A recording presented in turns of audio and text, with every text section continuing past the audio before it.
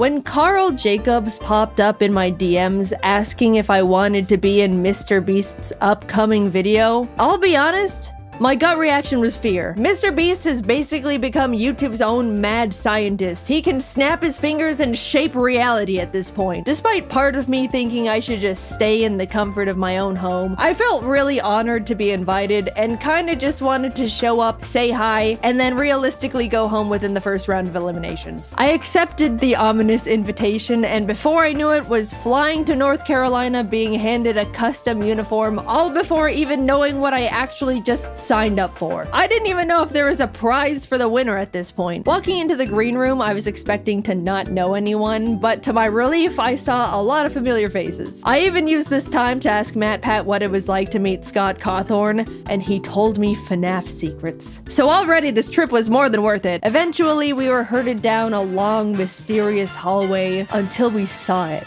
The Mr. Beast cube. After everyone was filed inside, we were told the last person to leave the cube would be deemed the winner. And also win $1 million for their subscribers. This is for $1 million? The challenge began. Immediately, people started jumping in the giant pile of real money that was inside, throwing handfuls of bills in the air, laughing, mingling. To pass the time, James and I drew our cartoon characters out of dollar bills on the floor. The staff came in and ended up giving everyone their own personal vlog camera to document their POV of the challenge. And I think I genuinely was the only person who didn't record a single second of footage on that thing. I just thought, I'm not gonna use this footage because I'm not gonna make a video out of it, and they're gonna have plenty of other people's footage to use. In hindsight, maybe it would have been a good idea to record something, just in case. I don't know, maybe the Mr. Beast team would end up actually wanting to use some of my footage. Who's to say? After maybe an hour or two, Jimmy came out for the first bonus challenge. A single free throw. Miss and you're eliminated, but make it, and not only do you get to come back into the cube, you also win a Cybertruck for one of your subscribers. They had 50 people's subscribers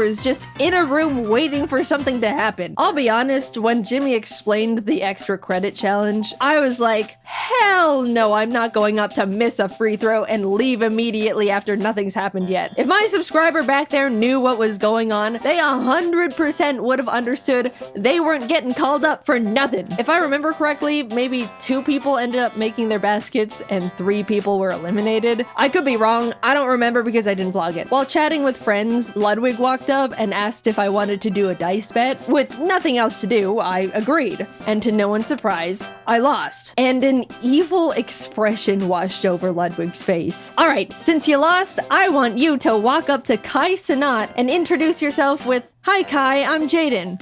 So which of my videos have you seen?" Maybe I should have just missed a free throw. "Hey Kai, there's someone I want you to meet." "Hey man, I'm Jaiden. Nice to meet you. So, which of my videos have you seen?" Excuse me? Holy shit, I'm gonna kill myself. "Oh, so which of my videos have you seen?" "Oh, I'm sorry, I haven't seen any, I don't think." "Ha! That's okay. Nice meeting you, bye." Kai was super chill and nice about it, but oh my god, I wanted to rip my skin off. I'm stuck in this cube with him until further notice, and it's all Ludwig's fault with his stupid dice. I hate it in here, let me out! Oh, hi Jimmy. We were told to gather up in groups of 5, designating one as a team captain who will have immunity for the next challenge. I was with James, Schlatt, Ludwig, and Charlie Moist Critical, using the dice to choose the captain. This time, I actually rolled highest, but reassigned it to Ludwig because I couldn't cope with the idea of possibly being responsible for a teammate's elimination. And then it was revealed captains would just have to assign their teammates a shape for the Squid Game Honeycomb Challenge.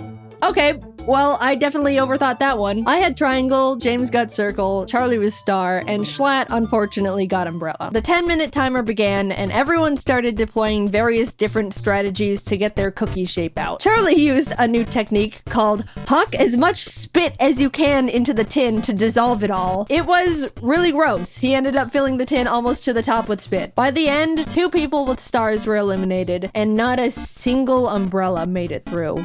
Bye, Schlatt. It was very funny seeing Mr. Beast lift the lid off Charlie's tin and immediately reel back in disgust, though. A total of 14 out of 50 people have now been eliminated, leaving 36 people. Honestly, that was good enough for me. Losing at any point going forward was already further than I was anticipating. We were fed our little thing of rations and left to wait again. It probably doesn't seem like long in Mr. Beast's video, but it was like 9 p.m. by the time we began the second real challenge. After being directed to choose a partner, James and I shook hands, ready to take on the next game as a team, and froze as it was revealed we had just chosen our own opponent. Another Squid Game tactic. I probably should have seen it coming, I just didn't expect the double up. The Beast staff revealed the next challenge as they rolled in a giant Jenga tower. Winner stays, loser walks. Unfortunately, the very first game of giant Jenga between KSI and AJ ended up taking literally 2 hours. Doing the math in our heads, we all kind of figured we probably didn't have the time to play Jenga for the next 30 hours. But just as AJ won, KSI hoisted him over his shoulders and ran out of the cube. No! Huge drama! Everyone was freaking out, AJ was stunned, no one knew what to do. Was that legal? Can you just carry people out of the cube? Jimmy had everyone take a vote, and pretty much everyone opted to bring AJ back in. Yes, out of the kindness of our hearts, but also out of fear of being manhandled. So since giant Jenga was a bust, production ended up scrambling to try and find like 12 sets of normal Jenga at midnight in North Carolina. A feat that seems impossible, but I feel like Jimmy could just call up the president of Jenga and have it all delivered via helicopter within 30 minutes. It took a bit, but the slightly larger than normal, yet still reasonably sized Jenga towers were all set up. As our game was going on, James and I ended up making a pact that whoever was eliminated would relay to the outside world that the other was okay, because we didn't have our phones, by the way. Our friends only knew we were in the Mr. Beast cube and haven't responded for 14 hours. Our game of Jenga was pretty intense. Eventually it got to the point where as I was watching James pull out a final piece, I realized there wasn't any left for me to safely remove. I'm about to be eliminated. And a flash of bliss washed over me. Sure, I'll be gone, but that's okay. I'll be set free into the outside world again. The cube is harsh, unforgiving. It's taken so many of my friends from me. The glass floor is hurting my butt. I'm ready to go now. And deeper into the trenches I went. James being eliminated meant I was moving on to Cube Day 2. What a miracle. Watching the rest of the Jenga games was like watching an active war zone. People were focusing, cheering, sweating, praying. Towers were falling one after the other at the feet of now eliminated players. It was brutal. And also still taking way too damn long, man. Can I go to bed? The last game left to finish was between Quackity and a popular Brazilian creator, Enaldino. Apparently, when it was revealed the challenge was Jenga, Enaldino turned to Quackity and admitted he was a Jenga pro. Quackity had never played. Not the situation you want to be in. Quackity half-jokingly asked Enaldino if he wanted to play rock, paper, scissors instead, to which he replied, no. Which, you know, fair. But 3 hours into this single game, the two of them were neck and neck. Genuinely the most cracked round of Jenga possibly ever. Everyone in the cube was gathered around watching Quackity slowly pulling out the very last piece in this skeleton of a Jenga tower. Just as he was about to make it, Enaldino asked, rock, paper, scissors? Quackity looked up at him. Muito tarde. It was over. Enaldino tried to hang in there, but in the end, he fell. 18 people were now eliminated. All right, it's 3 a.m. Let's go to bed. I genuinely thought they would let us go back to our hotel rooms for the night, but...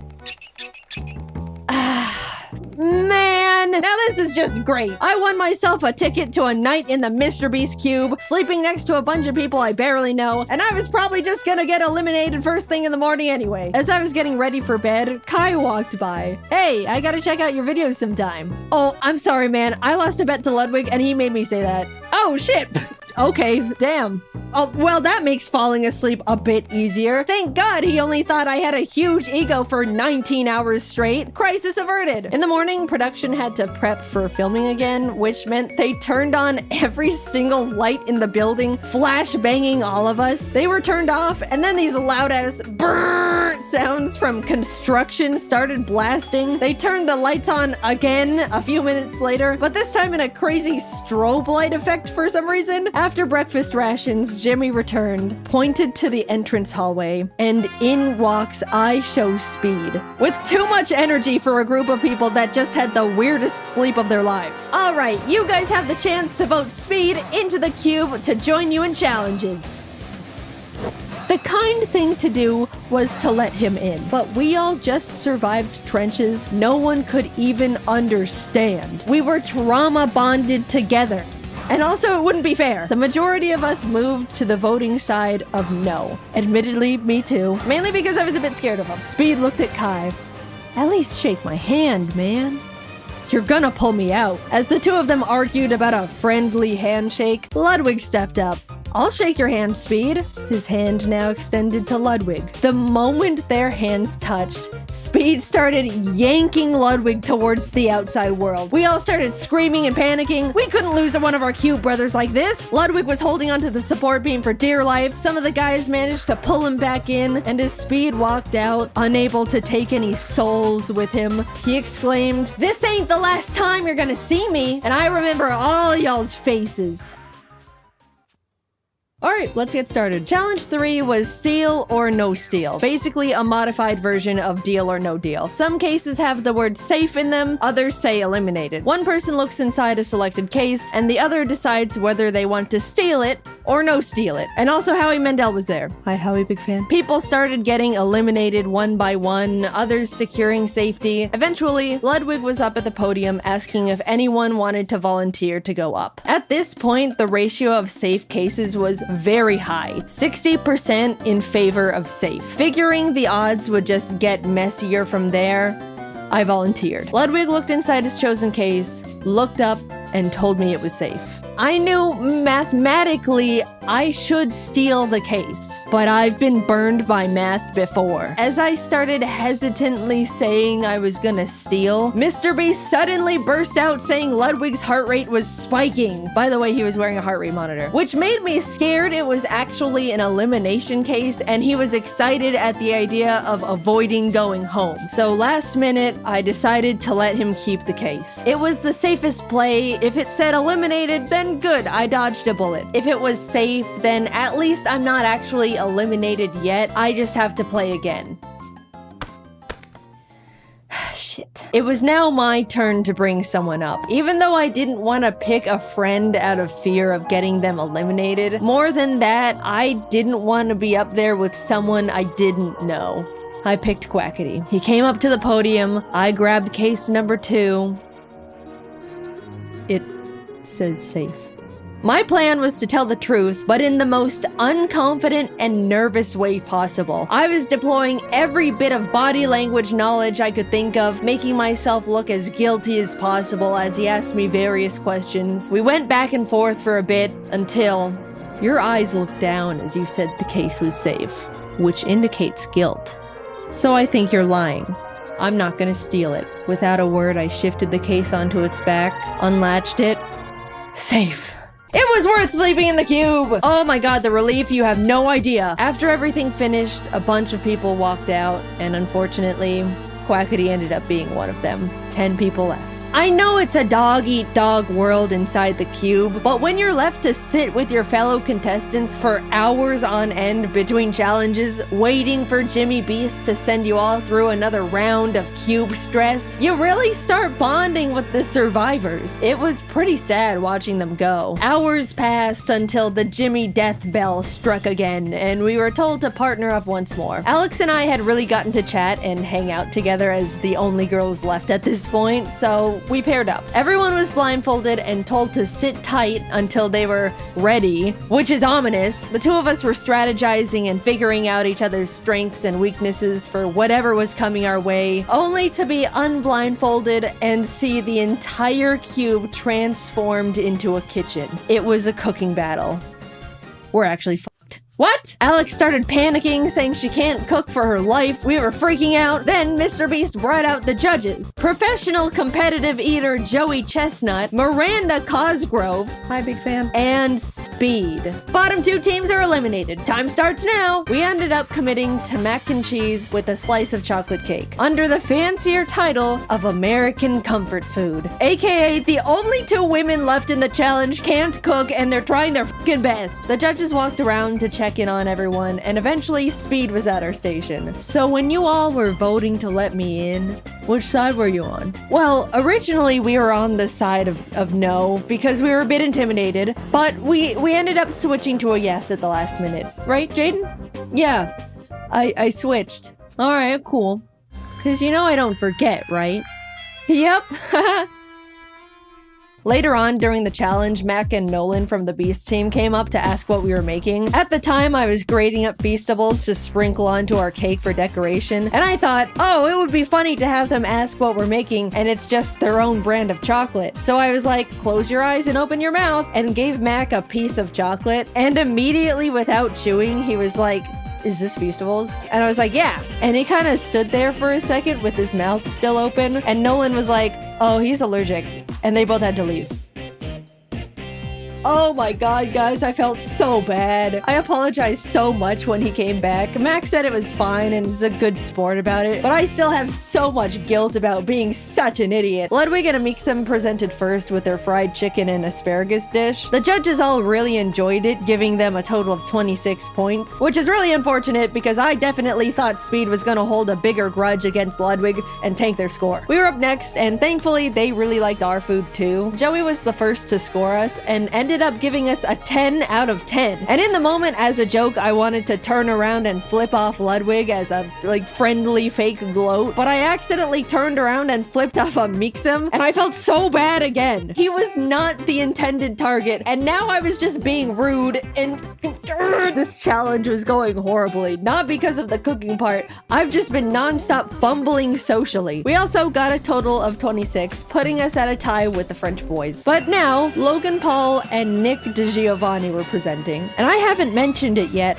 but Nick is actually a goddamn chef. They even gave us all his own cookbooks as a helpful tip for the challenge, which is just a knife twist in my opinion. So yeah, they knocked it out of the park, got a 29. The judges were licking their plates. After them was Kai and AJ, who had a great presentation, but their food, not so much. They got a 16. After eating, Speed got up and started smashing the plates on the ground, and Logan Paul saw this and got really excited because he wanted to smash plates too. Without thinking, he ran out to join Speed, and we all shouted at him in panic. Confused at the sudden change in the air, Logan looked back at us before realizing he left the cube. To this day, none of us are truly sure if he did it for the content or it was a genuine accident. In his defense, the set was so cosmetically different that it really did feel like we weren't in the cube anymore. Either way, he content created too close to the sun, and even though he had a guaranteed spot in the finals, he was eliminated. The last team of Rubius and Spriter went up with their Spanish tortilla, but turns out Spriter is a huge fan of Speed, so he made a special Thai dessert just for him that the other judges weren't allowed to eat, which is honestly hilarious. We all held our breath as the judges flipped through their scores. 22. Alex and I made it to the finals. I never in my life thought I was gonna be getting this far, and suddenly realized I need to actually think about what I would do if I won. I went into this thing not even knowing if there was a prize at all, and was now facing the reality that I could win the whole thing. Hours passed as the 5 of us sat together in the cube until Mr. Beast emerged for the final time. Someone was about to win $1 million for their subscribers, and it all came down to this last challenge. Honestly, among the group, there wasn't a single person I thought didn't deserve to win. Everyone left were good people who all wanted to do something really positive with the money. It was great getting to know them all over the course of 2 cube days, and I was really proud to be standing next to them in the finals. 5 briefcases were piled in the center, 1 for each finalist. We were to each take one, peek inside our chosen case, and within the next 10 minutes, discuss who to vote out. If you're voted out and your briefcase is empty, you're eliminated. But if you're voted out and your case has the $1 million inside, you win instantly. It was basically like reverse Among Us. The first round started, we all grabbed a case, peeked inside. Holy shit, I grabbed the $1 million case round 1. I started shaking. I didn't know what strategy to use. I didn't know how to make myself look like I should be voted out. And during the discussion time, it definitely showed because I was really quiet and nervous the whole time. The 10-minute discussion wrapped up. We all unanimously wrote our votes down, and it fell into a tie between voting out Ludwig and somehow me. It could end right here. We had a few minutes to discuss again and recast votes, but Alex and Nick were able to figure out I voted for myself, so Ludwig was eliminated. The cases were reshuffled, we each grabbed one. I pulled it again. In that moment, I froze. Since I was in the hot seat last round, I was probably gonna fly pretty under the radar this time. Someone else is gonna be voted out, and I statistically will not see this case ever again. If I'm not voted out here, I basically lose. The second round began, and it was pretty much a blur from there. I was trying to talk more because being quiet last round got me found out, but was still flying too under the radar. Amidst trying to keep up with the conversation, strategize, and hold myself together, I couldn't find my win con. But with a few minutes left, aCookieGod said something that I think shifted the entire game. What are the odds Jaiden pulled the $1 million case twice? There it was. Gambler's Fallacy, save me. Save me, Gambler's Fallacy. I couldn't mess this up. I don't know what to say to that one. Everyone's attention was now on me, and I could tell they were all thinking about what was just thrown into the ring. We all looked down at our papers. I wrote my name as quietly as possible, worrying the sound of the letters were gonna out me. Jimmy read them all out. Jaiden. Alex. Jaiden. Jaiden. They voted me out. I slowly walked to the middle of the podium with my briefcase. In that moment, I was the only one who knew what had just happened. Everyone leaned in as I unlatched the case and revealed the $1 million. I won! Confetti cannons blasted, everyone immediately started congratulating me. All the eliminated contestants left in the green room ran out screaming and jumping around me in celebration. I started to tear up for some stupid emotional reason. So yeah, I won $1 million to give away to my subscribers. That is a Looney Tunes amount of money. First of all, top 5 all agreed that whoever won the $1 million would give the other 4 $100K each to do something for their subscribers too. So a total of $400K will be going to Ludwig, Alex Botez, aCookieGod, and Nick DeGiovanni. With the remaining $600K, I decided to put it towards paying for as many people's art degrees as possible. It's really scary going into the art field right now between the animation industry hitting their rough patches, AI threatening to take artist jobs. The overall career path is extremely intimidating and difficult to break into. I'd really like to encourage and make it easier for some of the up-and-coming artists by being able to send them through art school stress-free. I have no idea how to set it all up, but I'm currently working with as many qualified people as I have available to me to make it happen. As my and Mr. Beast's team figures it out, I'll keep you all updated through my Twitter. We'll get it sorted. I entered the Mr. Beast cube ready to just talk to my friends and screw up in the first challenge, but instead I was isolated from the world for 48 hours, watched my peers fall one by one in front of me, and left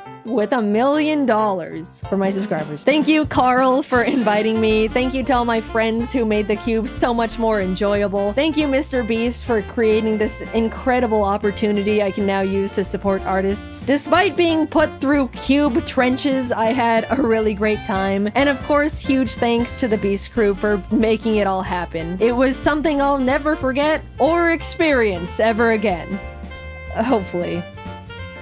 If you're an artist currently enrolled in art school and are hoping to have some of your tuition paid for with the cube winnings, you can now apply through the form I'll have linked in the description and the comments of this video. The form will be available for a week starting the day this video is uploaded, so be sure to check the calendar and apply before it's closed. I assume there's gonna be a huge amount of applications we have to go through, so expect a few months wait before we announce the winners. Thank you for your patience. I'm not sure how many people we can financially help out because everyone's tuition will be vastly different, but I'm looking forward to going through your portfolios and hearing your stories. Thanks for watching, and thank you to my team for dropping everything to work on this sudden video jump scare. Alright, until next time, bye-bye. Music is a huge part of our society. It brings people together, lets you express yourself in new and creative ways, can even help you get through tough times. Personally, for me, I don't get it. I'm sorry, I've honestly never been a big music person. I know, throw me into a volcano. I would just rather watch YouTube videos. I don't know, I like the constant flashing colors and pictures, I think. Like, I don't hate music. For the most part, I could honestly listen to anything, but that's kinda it, you know? Nothing stands out to me and I don't go out of my way to listen to it. If anyone out there is like me, you understand the pain of when a conversation starts turning towards the topic of music. You know exactly what's coming, and you're helpless to stop it. There's nothing you can do. It's already in motion. The person you're talking to opens their mouth and you wince as they say it. So what kind of music do you listen to? Oh, I don't really listen to music. Like, not at all. Nah, maybe like some video game music every once in a while, but that's kind of it. Damn, that's crazy. Yeah. And after that conversational stumbling, the person starts talking about the music they like, and you have to stand there and take it. Oh, that sounds cool. I should give it a listen. You're just lying through your teeth, not being convinced in the slightest, and will immediately forget every piece of information they tried to feed you. Even if I wanted to look it up later, my brain goes, get this out of here immediately. We've got to make room for the 4-hour-long video essay about Freddy Fazbear. Basically, I don't connect to music the way the majority of people do, and no one, including me, is happy about it. Look, I've tried to contribute in my own way, but no one else listens to the Mario Kart Cheeseland theme in their free time. It's good, no one believes me. Now, on a completely unrelated note, a while ago I wanted to get into a hobby that was fun and active at the same time because I do not move if not incentivized to. And that's not good. I'd like to still be fully functional at the age of 30, so after a bit of soul searching and digging around in the old ideas jar, I decided to try out DDR. I got a dance pad, downloaded some fun video game songs and anime intros to Dance Dance Revolution 2, and I got really into it. It was the most active I've been since high school. I was doing cardio for hours on end. Who am I? After playing my batch of custom songs for a few months, I decided to download some more stuff, and that's when I casually thought to myself, I wonder if there's any good Vocaloid charts. Now to start a completely new tangent again, Vocaloid is a voice synthesizer program, yada yada yada. Basically, it's robot voices you can control to write songs, and there's different characters based on what voice you use. The most common example, you know her, you love her, is Hatsune Miku. Yep, strap in folks, we're finally talking about Hatsune Miku, my beloved. My history with Hatsune Miku is a bit all over the place. I first got really into her in high school. I don't remember exactly how, but I probably just stumbled onto some of her popular songs while browsing YouTube one day. Either way, I was obsessed, and that was the first instance of me actually listening to music, which, as you know,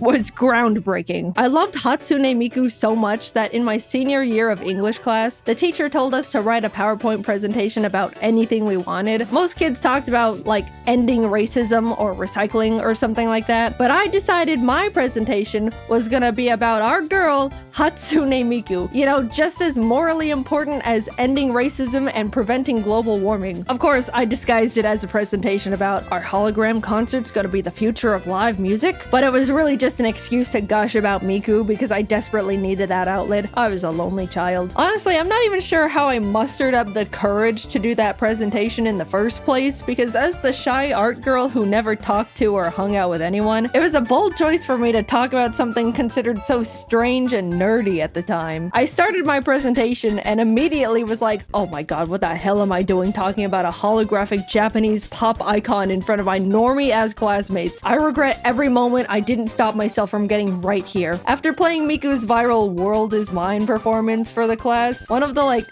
popular girls was like, that was cool, can we watch another? And I thought she was making fun of me, so I just sat back down. As much as I loved Miku back then, my anxiety got the better of me, and I slowly drifted away from her because I didn't want to feel like a social outcast. It's a dog-eat-dog world when you're a teenager, and you know it. We were all just trying to survive out there. I'm sorry, Miku. I was weak. Fast forward to current Jaiden. I've grown up a bit, and more sure of myself, learned some life lessons, am not surrounded by self-conscious teenagers 24/7. I'm now sitting here in front of my computer screen with a choice.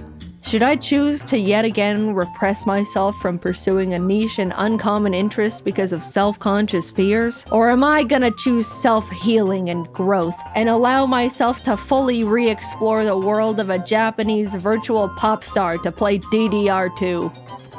Crank up that, Miku. I started downloading songs I listened to years ago, found some new ones. I was exploring and already getting more and more into the music I chose to leave behind out of fear years ago. I was flourishing, and that's how it began. I didn't know it back then, but this was the first step of a hyperfixation like no other I've experienced. Hatsune Miku was showing me the ways of truly enjoying music. I was playing her whenever I was in the car, consistently looking up new songs and artists to add to my playlist, even listening to her while I work or play video games, which I pretty much never did. My world was changing, and it was all hers. This wasn't just the music either, it was straight up about Hatsune Miku. I've never been a figure collector, but I started buying so many Miku figures I had to get a custom shelf in my office just to display them all. Dude, it's such a double-edged sword to be into Miku, because the fan base is constantly being fed. New Miku this, new Miku that. Gorgeous figures are coming out like every month. What am I supposed to do? Not buy them? Every house needs to have at least one Miku. That's a feng shui rule. Also, a huge oversight on my part. When I got my Miku shelf installed, I wanted it above my computer. It turned out great and displays them really well, but when I'm actually sitting at my desk and want to look up and admire my figures, all I see is accidental upskirt shots, and I feel so bad. I'm sorry, Miku, I'm not trying to disrespect you, I promise. It was a miscalculation on my part. So whenever I'm at my desk, I just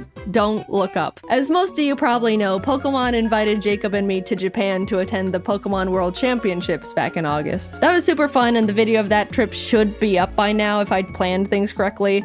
If not, then oops. But Worlds also just so happened to overlap with Magical Mirai, also known as one of the biggest Hatsune Miku expos and concerts ever.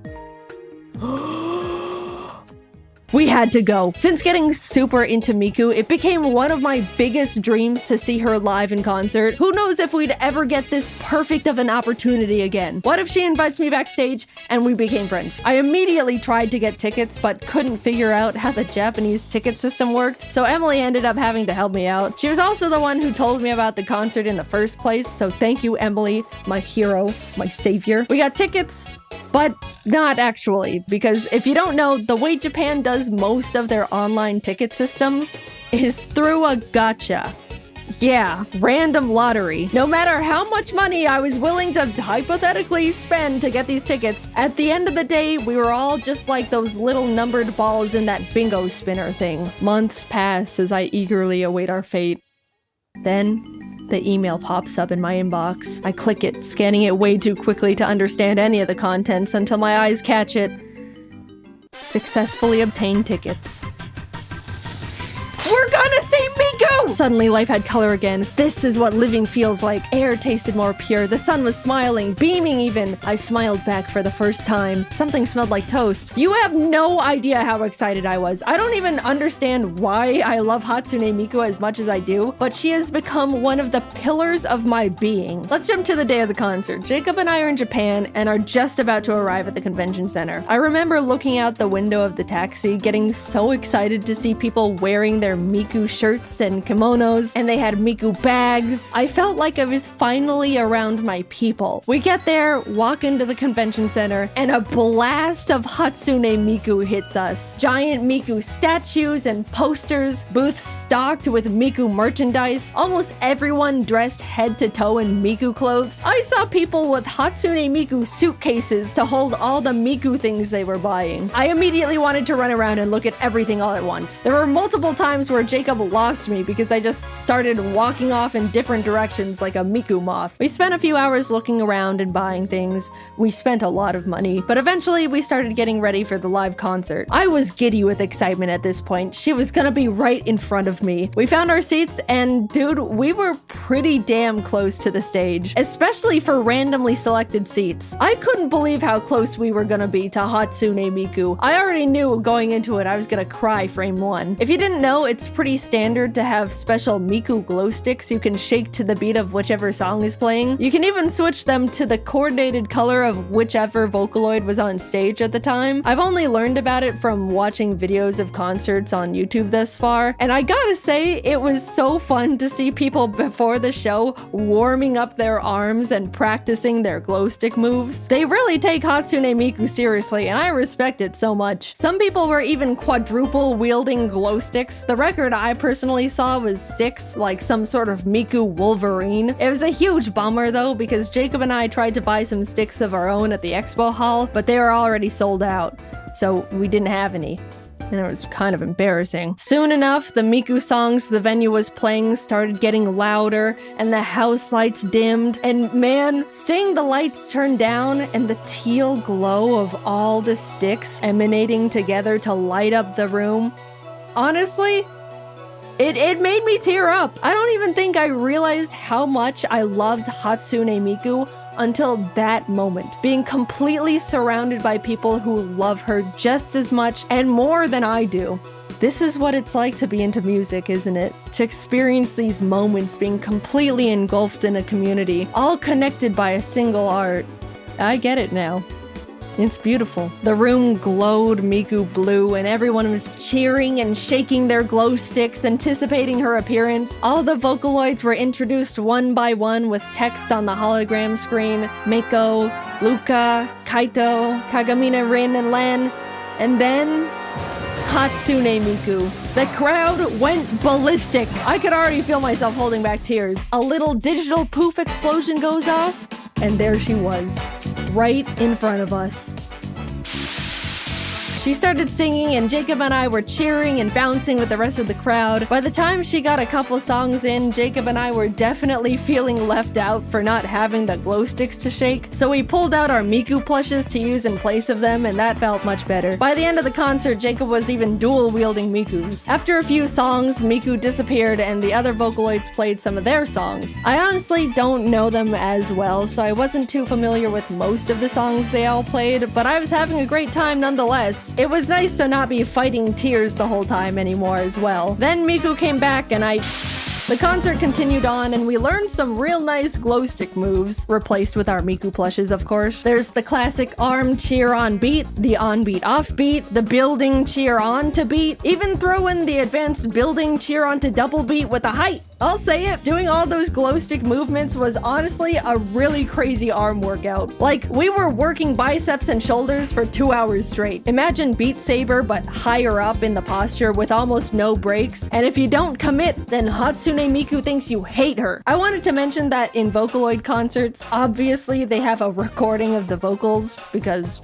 you know, but all the other instruments were absolutely real. There was a live band playing all the songs for the entire set. In the middle of the concert, there was even a nice little appreciation moment showcasing all the band members by name, accompanied by a little solo they got to play. I'm a big bass fan and would love to learn how to play it one day, and I know bass players get super neglected because everyone wants to watch the cool guitar players, so I gave extra attention to the Miku bass player. They definitely noticed me cheering for them, probably because I could tell everyone was watching the guitar players and I was the only one actually looking at them, and the bass player smiled super wide and raised his bass to me, and I just thought that was a nice moment. Appreciate your bass players, guys, they need it. Anyway, the concert went on. There were awesome lasers and sparklers, fun costume changes from all the Vocaloids, great set list. Shout out to the guy in front of us that was there with his girlfriend and definitely more excited to be there than she was. Finally, it came to the encore. We had to convince Miku to play one more song. You know how, at least in America, people are cheering and screaming for an encore? Well, Japan is like so quiet and polite. They were saying it like a suggestion. It was so quiet, kind of just a long session of applause with a whisper of Miku, Miku. Like, if I were Hatsune Miku, I would have questioned if they even wanted the encore in the first place. Also, we were asking for the encore for like 5 minutes straight. I was fully convinced she had left the building. But she came out for her last song. It was a blast. She was in her magical Mirai outfit for the year. And it was over. I've only gone to one other concert in my entire life, and it was because a friend in college had an extra ticket and invited me along. I didn't even know the band at the time. It was some random group called Fall Out Boy or something. But I could have been to 1,000 concerts and still say this was the best one I've ever been to. I loved the energy, I loved how passionate and excited everyone was to be there, and I loved Hatsune Miku, and still do. I want to go to so many more of her concerts. It was a great event for me, and I want to relive it again and again. You might think it's weird or you don't get it. It's just a hologram robot girl, right? That's totally fine. If you can't find it in Vocaloid, I hope everyone has the opportunity to connect with or find a community to enjoy like I have with Hatsune Miku, because moments like that concert are so incredible and I feel so lucky to have been there. I just want everyone to experience something like that in their lifetime. Getting into Vocaloid can be a bit intimidating, so for anyone that wants to give Miku a try or is just looking for a playlist of some of my favorite Vocaloid songs, I'm putting a link to a Miku playlist I've made and actively listened to in the description and probably the comments too. If I can convert at least a few people into Miku fans, that's a win in my book. I hope you enjoy. I am off to apply for more tickets to another Miku concert. Bye-bye. Genshin Impact needs no introduction. It's taken the gaming sphere by storm since being published in 2020, is enjoyed by millions of players all over the globe, and even if you've never played Genshin Impact before, you've definitely heard about it. Up until this video, I was in the heard about it but didn't know anything about it category. Not for any particular reason, I kinda just don't do anything ever. I don't know why, I should probably figure that out. It might be a therapy thing. As I was sitting on the floor, barely existing one day, Genshin Impact themselves suddenly reached out. Hi Jaiden, I see you're up to your usual nothingness. How about we pay you to play Genshin Impact? Okay, so yep, this video is surprisingly sponsored by Genshin Impact. My first sponsor on this channel, wow. Are you proud of me, parents? No, please don't go. I'm being paid to play Genshin Impact, but it's still gonna be a good video and experience. Here, watch, I'll prove it. I'm talking to Paimon, my spirit companion that I see all over my Twitter feed, about my past. Yeah, I was literally just minding my business traveling from world to world with my sister, when all of a sudden some sustainer of heavenly principles goddess appeared, absorbed my sister with cubes, and chained me to this land. Biggest hater I've ever seen. Yeah, that's crazy. Anyway, thanks for saving me from drowning in the ocean. As we walk and talk, a bunch of little critters are scurrying around. Of course, I was scooping up all of them. The ecosystem was definitely starting to crumble with me on this planet now, I'll tell you that much. Let nature flourish? Nah, it's all going into my inventory. To live is to hoard. As I'm chasing a squirrel around the lush forest, we discover a mysterious statue in the middle of a glistening pond. Oh, hello, great wind god. Maybe this isn't the time to have 12 lizards stuffed in my pockets. I'm suddenly granted mystical powers by the statue, and can now see the map. The city of Mondstadt is close by, so we decided to head over there to see if anyone knows anything about my lost sister. But while walking, we ended up stumbling into a strange bard talking to a dragon. That's not my sister. Unfortunately for everyone, I have a little magic hiccup, which gets us caught, and both the bard and dragon scatter. Closer to Mondstadt, we run into Amber, a knight who warns us that a dragon called Storm Terror, an awesome name, has been terrorizing the town lately. She then joins our party to lead us to safety, which is crazy because I thought you had to spend money to get girls to join your party in this game, but this one just joined us for free. In Mondstadt, Amber then gives us a wind glider. Woo! Flying! I take a running leap off the side of a building to try out my new wings when suddenly the dragon shows up and spawns a bunch of tornadoes all over the town, catapulting me into the air. With a full view of the dragon, I do what any sane person would in that scenario. Storm Terror ends up fleeing, and as a reward for shooing him off, I'm introduced to basically the protectors of Mondstadt.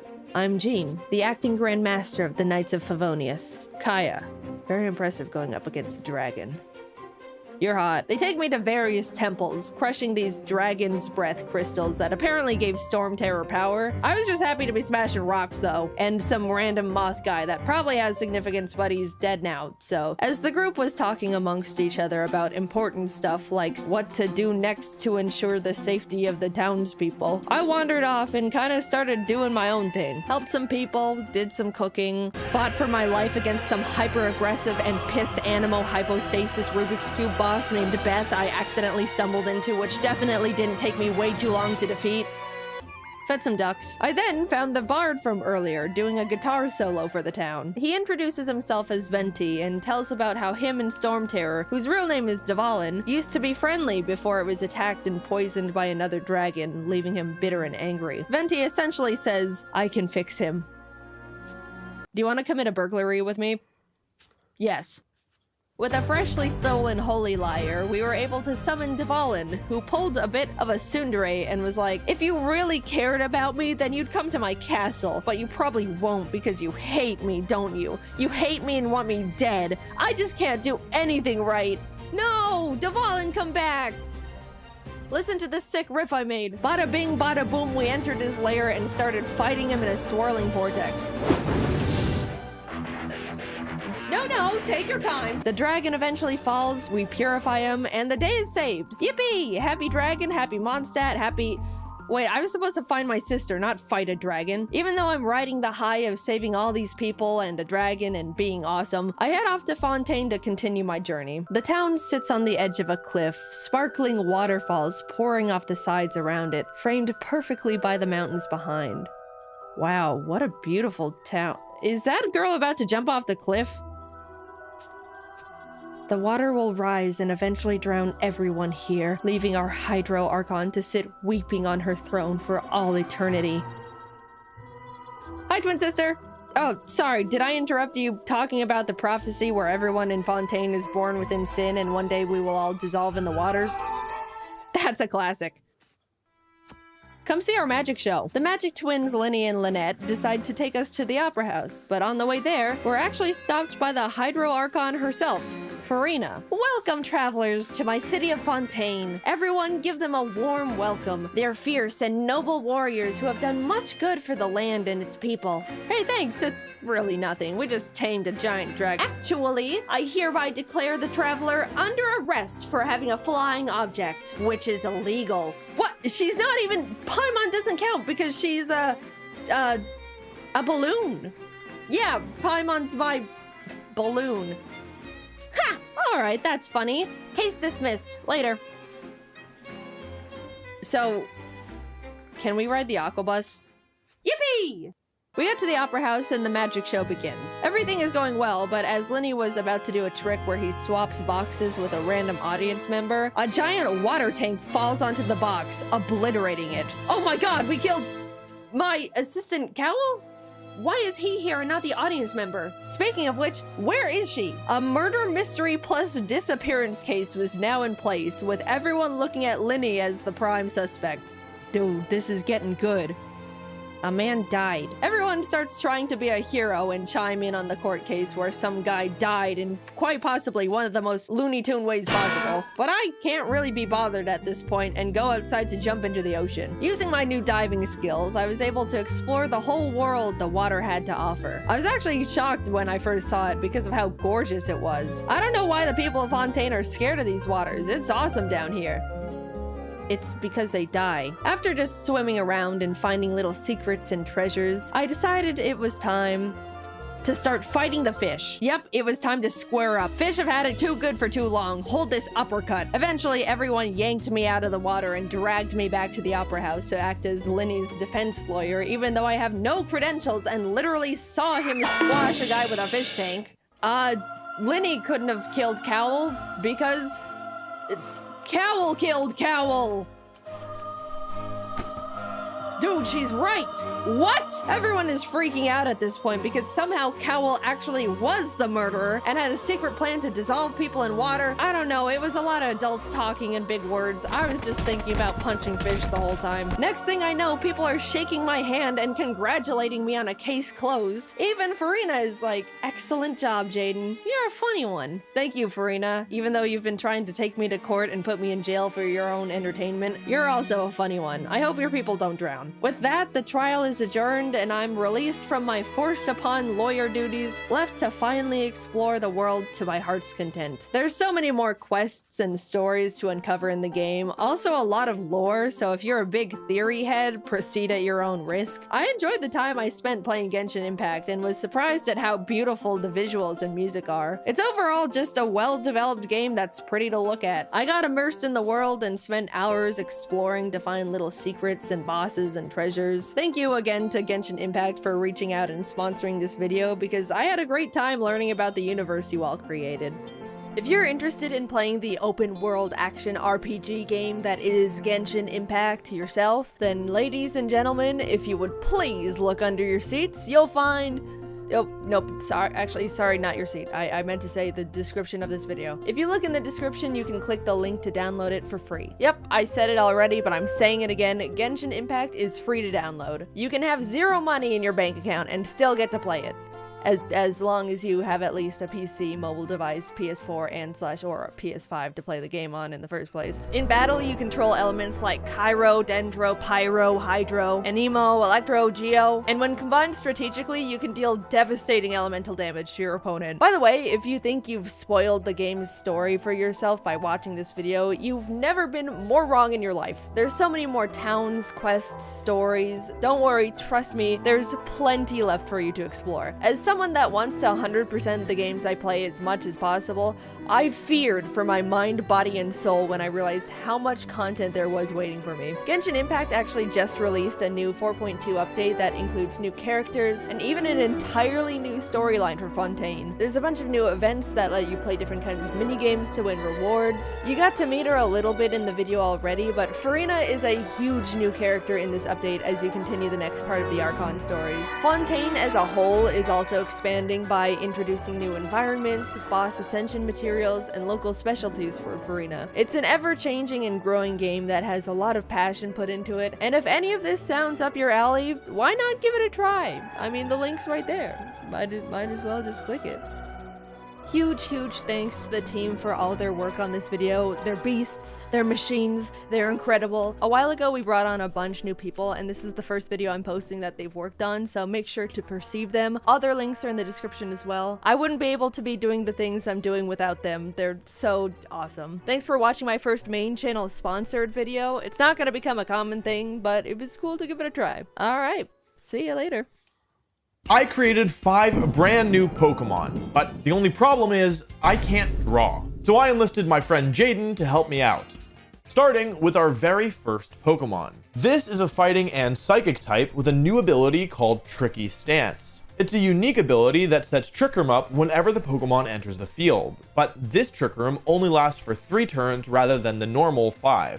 I've given it above average bulk and a good attack stat, and made it extremely slow.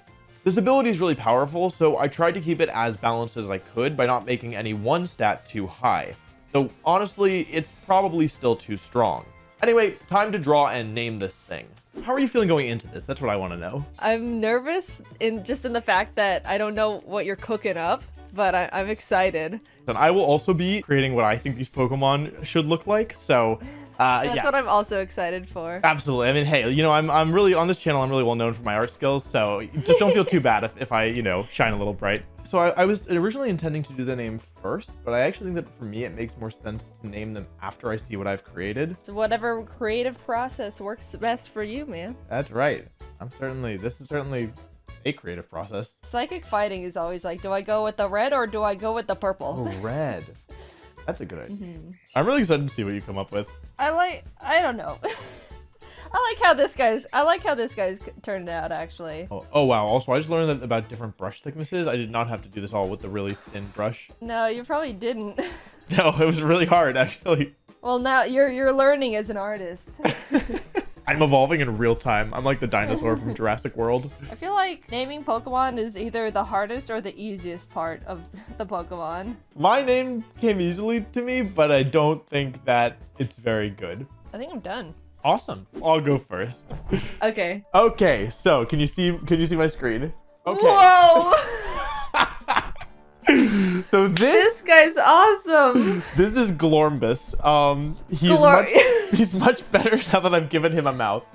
So I like him. He's so happy. he's he looks way happier than I intended. These are ears. These little pink things are ears. I wanted to do kind of like a sword that was like kind of magic wandy at the same time, but I did make this thing's ability tricky stance in hindsight, and I think of stance as like martial arts, not necessarily a weapon, so I think it's fair to dock some points for that. I like Glorvis. I love the name too. I was like, what is this guy named? And I was like, it's definitely Glormbus. Cool. All right, are you ready to see mine? Oh my god, Jaden, this is so good. I made him like based on a giant sloth. Oh my because god. he's kind of slow. Yeah, and then I made him, you know, kind of like the fighting arms, and then but he's got psychic eye. Yeah. I don't know.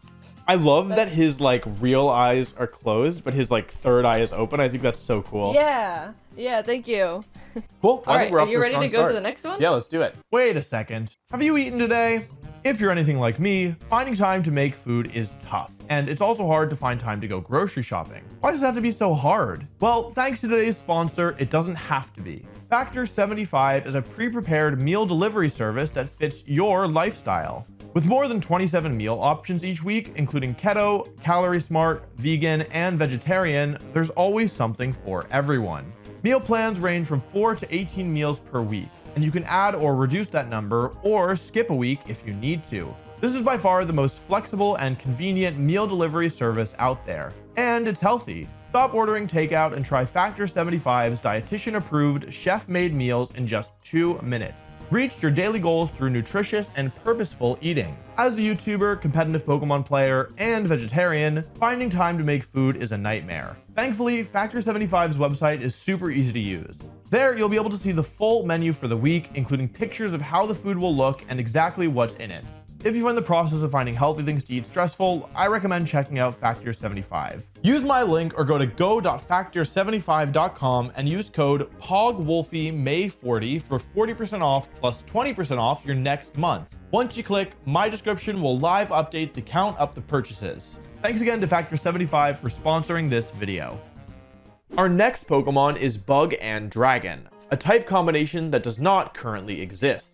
This Pokemon is a fast special attacker with good overall bulk. To give some direction to this drawing, I gave it the abilities Overcoat, Compound Eyes, and a Nerve. And to make sure it was strong, gave it useful supporting moves like Pollen Puff and Tailwind. You're cooking up some really cool combos. I like gave it a fair bit of thought because I really wanted to like do stuff that was like unique, you know? People think it's easy to be like, I'm gonna make a ground flying type, and it's like, all right, well, what's that gonna be? And they're like, I don't know. How do I draw a dragon? You give them fangs. I drew a pelican. The fangs might help. Actually, pelican dragon sounds awesome. I will say, colors are the hardest part. How do I make this guy a reality? I feel really good about my colors here. I'm way better than Ooh. Glormus. My favorite, my type of Pokemon is either big, strong, powerful monster or weird little guy. You like Baby Grimmsnarl, Impidimp? No. Isn't he like a weird little guy? He's ugly, and I don't like the ugly guys. Oh, they have to be cute weird little guys. Yeah, like Smoliv. I see, yes. I was devastated when I saw that he evolved. I wanted him to stay little forever. You don't like Dolliv? No, I actually do not like Olive at all. Yeah, it's not weird enough. I think I'm done, but I just don't know what his name is. Do you want help? Yeah, we can name it together. Okay. Ooh. Ooh. Wow, Jaden, this is amazing. Thank you. I love the little dragon tail. Yeah, so my idea is I wanted him to be like a big moth, like a lunar moth, where the wings make it look like he's a dragon to predators, and his tail is like the little dragon tongue. He spreads his powders. I imagine he can like get defensive by covering himself up with the wings, or maybe he's just hard to hit because he's tiny. What do you think he should be named? I was thinking like Fodragon. Fodragon. Ooh, I like that. Because he's like a fake dragon, but it doesn't really fit in the moth or the bug aspect, but... Or we could do like Fodramoth. Fodramoth, yeah. I'm gonna look at your guy now. Let me introduce you to Flag and Dry. Flag and Dry! He's awesome! I am very proud of this. So it's like, I basically started with the body of like a bug, and you know, it has compound eyes. So I was like, well, I gotta give it like, I had similar idea, eyes on wings. And then I was like, okay, well, I'm kind of thinking about like, we have kind of body of bug. Let me add more dragon elements in. So I made him a little scaly. I gave him some legs, some arms, and like dragon head, and then also dragon tail. I love it. It's kind of like the wings of Hydreigon, but it's like super cool and eyeball. I love eyeballs on where they shouldn't be. So yeah, that's Flag and Dry. Hey, I just checked and you're not even subscribed. Come on, you want to subscribe, right? Don't you want to be a great artiste like me? Next up is another unique type combination, Fire and Fairy. I chose this pairing because it doesn't currently exist, and because Fire and Fairy are super strong together offensively. I went with generic abilities of Flash Fire, Flame Body, and Cute Charm, and since I'd already had one fast and one slow Pokemon, decided to make this Pokemon more average in speed, rounding out the stats with good special attack and special defense, and a weaker defense stat. Since the stats aren't anything special, I gave this Pokemon a unique move, Scorching Song, which is an 80 base power fairy type attack with a 30% chance to burn. Basically, fairy type Scald. When you were making these Pokemon, did you have anything in mind, or are you also kind of just thinking of stuff on the spot? I'm thinking of stuff on the spot. Like, I was thinking about like, okay, what do I think would be interesting from like a competitive standpoint, but I didn't really think about what it could like look like. You know what I mean? Yeah, for sure. Oh wait, there's a line tool in Paint. Oh my god. Yeah, there is. Oh my god, I'm about to become the best artist of all time. There's also the shape tool. You know, you can make circles and squares and everything. Oh Yeah. Jaiden, you are a genius. Oh my god, my designs just got so much better. Oh my god, things are so much better for me now. Things are on the up and up. I was just thinking, I was like, man, it'd be so nice if there was just a way that I could get a straight line. Like, that'd be so good for me. My favorite part about doing like art collab videos is that it really brings out the focus in everyone. I might keep this one simple. Yeah, this guy's pretty simple too. Okay, I'm done. Okay, cool. Can you see my screen? Blaze box? Yeah, so I was thinking... Blue robot! I was thinking like, okay, Boombox, but it's on fire. And also a fairy type. So yeah, this is Blazebox. I was actually inspired a bit by Knackley, because Knackley's kind of just like a little mushroom. It's like, how does it move? So I kind of figured this can fill the same category. But yeah, fire, fairy, makes noise, simple, easy. I was gonna give it a body, but then I'm like, well, then it's not really a boombox. So I just kept it as a head. I like it. I like your use of the line tool too. Thank you. It has made things easier for me. Oh shoot, I didn't give this guy a name either. I'll think of it on the spot. Oh wait, Jaiden, this is amazing. Holy cow. I was thinking there's already a cake and already kind of like a candle Pokemon, right. So I kind of ripped from them. But I was thinking that this Pokemon kind of like is lured out by birthday cake and people singing happy birthday. So it's like, oh, be careful, make sure you have your birthday parties inside, you know? I really like that. Wait, that's so cute. Thank you. I don't know the name actually. Something. This one's devoted to the comments. The comments can think of the name. That's right. You can let us know in the comments what we should name this Pokemon. Every Pokemon I've made thus far has been offensive, so I decided it was time for a change. This next Pokemon is an Ice and Poison type, which is another unique typing, with stats geared heavily towards defense. It's got 3 good abilities, Infilter, Corrosion, and Toxic Debris, and its move pool makes it really well suited for being annoying and sticking around with moves like Baneful Bunker, Recover, and Poison Gas. I love ice Pokemon. I know. This is the best they've been in a while. Like Hail turning into snow, Terrestrialization also helps so they can become not ice type. I'm kind of stumped on this one, Jaiden. I actually don't know where to start. I'm going a route that I think is stupid because this guy's a silly thing. You know how like the Pokemon like Amoonguss and Toxapex come out, your reaction is like, ah, jeez. Yeah. Like I'm gonna have to deal with this. That's what I want people to think if this guy was real. I really like my guy. I like my guy too. This sounds like a good round. I think it is. Okay. All right, ready? Let me. You want to share first this time? Sure, yeah. Let me open up. Oh my god!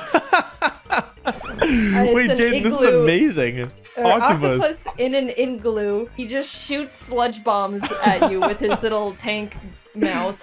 I love that. I love octopus as well. That's like one of my favorite animals. I like Pokemon where it's like you don't know what they really look like Mimikyu Under the Skies, like Tangela. He's giving me those vibes. Like the igloo's just the shell of like the thing inside. All right, ready? I'm gonna look at your guy. Yeah, I'm really proud of this one. Permafrogs. Oh my god, Permafrogs. that's such a good name. I think in crap. terms of name, I'm not getting any better than this. This is the best one. I was thinking about, okay, like there's like venomous frogs, right? I was like, well, it has the ability of toxic debris, which is like when you touch it, poison spreads, right? So it's like, okay, froggy, that works. I like that he's kind of like messed up. Like he doesn't really have legs, just two arms, you know what I mean? He kind of just like four-armed walks all over the Exactly. place. And finally, our last Pokemon. This one doesn't have a unique type combination. Currently, the only Pokemon line with this typing is Ludicolo, and it's such a cool combination that I really wanted to use it. I wanted it to be able to function in both sun and rain, so I gave it Swift Swim, Chlorophyll, and Storm Drain. But unlike Ludicolo, I geared its stats heavily towards the physical side. I also wanted it to be usable outside of weather, so I gave it an incredibly good supporting move pool of Fake Out, Rage Powder, and Spore, as well as a number of good offensive moves. I'm surprised that there's not more water grass types. I know. I feel like it would be such a common type. You'd think so, yeah. I mean, this generation, we only got our first fire grass type, and I think the only fire water type is Volcanion. I've been making a lot of object Pokemon, so I think I need to actually make a creature. What am I doing? I'm stumped. I'm not gonna lie. I'm not doing very well with this one. I've got an idea. I kind of like him. I like this I guy. just need a direction. Jaden, I'm making an abomination. I'm really sorry. Oh, I'm sorry. I it's think bad. we're due for a silly guy. It's certainly something. I want to meet him so bad. You really don't. I'd say 4 out of 5 is a pretty good ratio, though. That's true. I feel like 3. I feel proud of 3 out of 5 of these. Okay, I'll share first.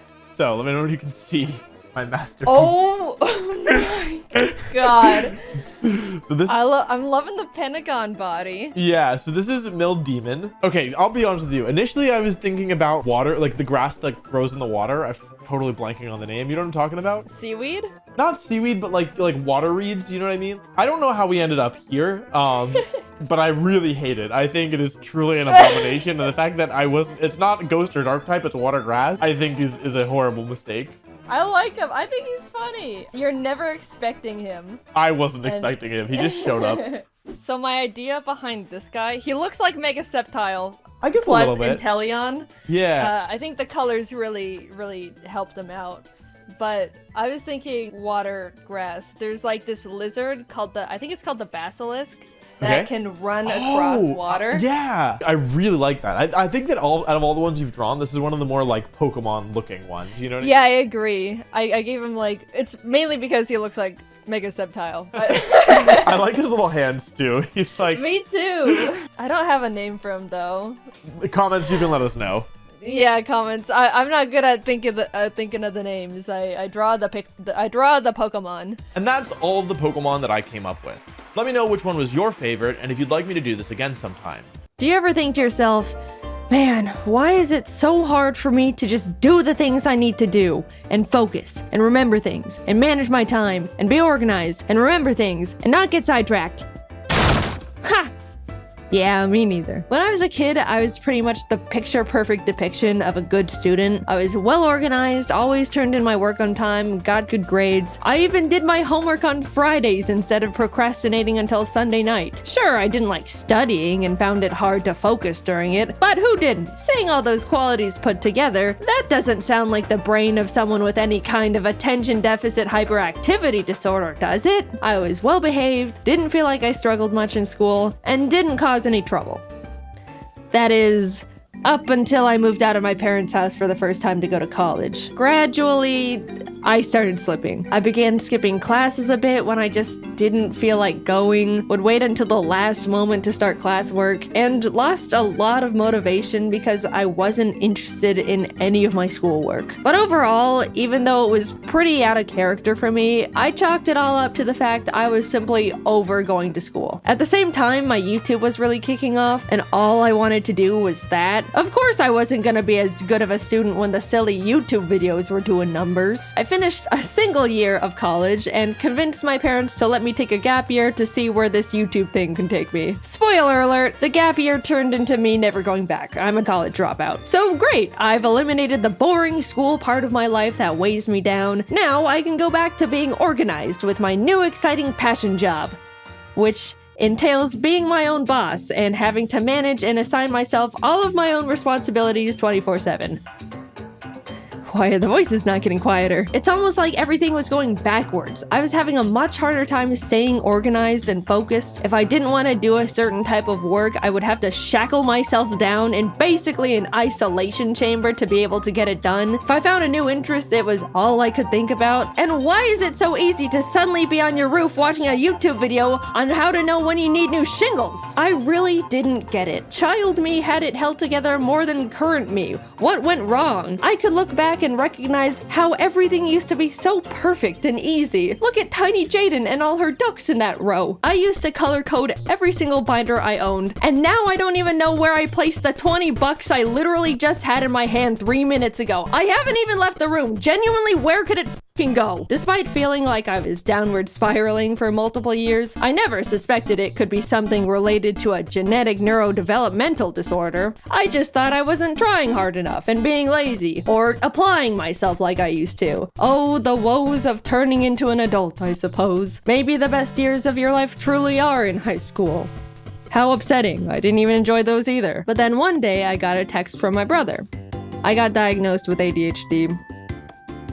It was a pretty big surprise for me because growing up, he never really seemed to show any of the typical symptoms you associate with ADHD. You know, people would always describe ADHD to me as super hyper kids who would run around the room and scream and generally be a lot. That wasn't my brother. He was quiet and well behaved like I was. But when he started explaining his symptoms, the gears started turning. Yeah, I've always struggled a lot with focusing in school and having things hold my attention when it's boring. But like, I could hyperfixate on things I'm interested in and get really passionate about that stuff. Hearing him talk about his personal symptoms of ADHD made a lot of sense, and I felt very freshly educated on the topic. And you'd think that I would immediately start looking into getting a diagnosis for myself, because if you were paying attention, my brother's experiences all sounded very similar to the same struggles I've been having in my own life, but related to work instead of school, because I dropped out. But nope, I was just like, good for you, bro, happy for you. Or, I'm sorry, I don't know. Anyway, back to struggling to simply open up my drawing program as if 2 blocks of iron were welded to my wrists. Imbalance of brain chemicals? Nah, this just happens from time to time. It's normal. Just the laziness kicking in. I hate Mondays, am I right? Even though I didn't instantly think there was a possibility of me also having ADHD, the mental seed was planted. It's genetic, so I knew subconsciously it ran in the bloodline. It took a few years after my brother was diagnosed for me to really sit down with myself and consider that I, too, could have ADHD. Shocking revelation, I know. Foreshadowing, where did you come from? Things in the focus and productivity department were just getting worse and worse. I had the attention span of a cartoon dog, would completely forget things as soon as they entered my head, would hyperfixate on random stuff like an addict, and there was constant civil war happening inside my head to get one thing done, even though I knew it would only take like 15 minutes. You don't understand. It feels like physical torture to make myself sit down and lip sync a simple scene, like most of the time. You know, the thing I've been doing for 10 years at this point and am definitely used to doing. And yeah, once I've gotten going, then I'm honed in and you have to pry me away from it with a crowbar. I'm aware of that part. But nah, I'm still gonna scrap with myself to plant my ass in that chair because I don't even know why at this point. The biggest thing holding me back from feeling like I had ADHD has always been the simple memory of being in school and having my shit together. I know what it feels like to be on top of things and to be organized. I had it all in the palm of my little child hand. I just needed to summon it again with a bit more effort. But a light switched off in my brain and suddenly I'm just not capable of the things I used to be, and it feels pathetic. Simple tasks are such a mental burden, it feels like I'm out of control but can't do anything about it. So finally, I figured I would try and get myself diagnosed. What did I have to lose? If anything, they just tell me, no, you don't have ADHD, try a little harder and stop complaining. And yes, of course it took me like 8 months after deciding to get diagnosed to schedule the actual appointment. What did you expect? That's like the first checkmark box on the ADHD list. I started seeing a psychologist and he would ask the typical,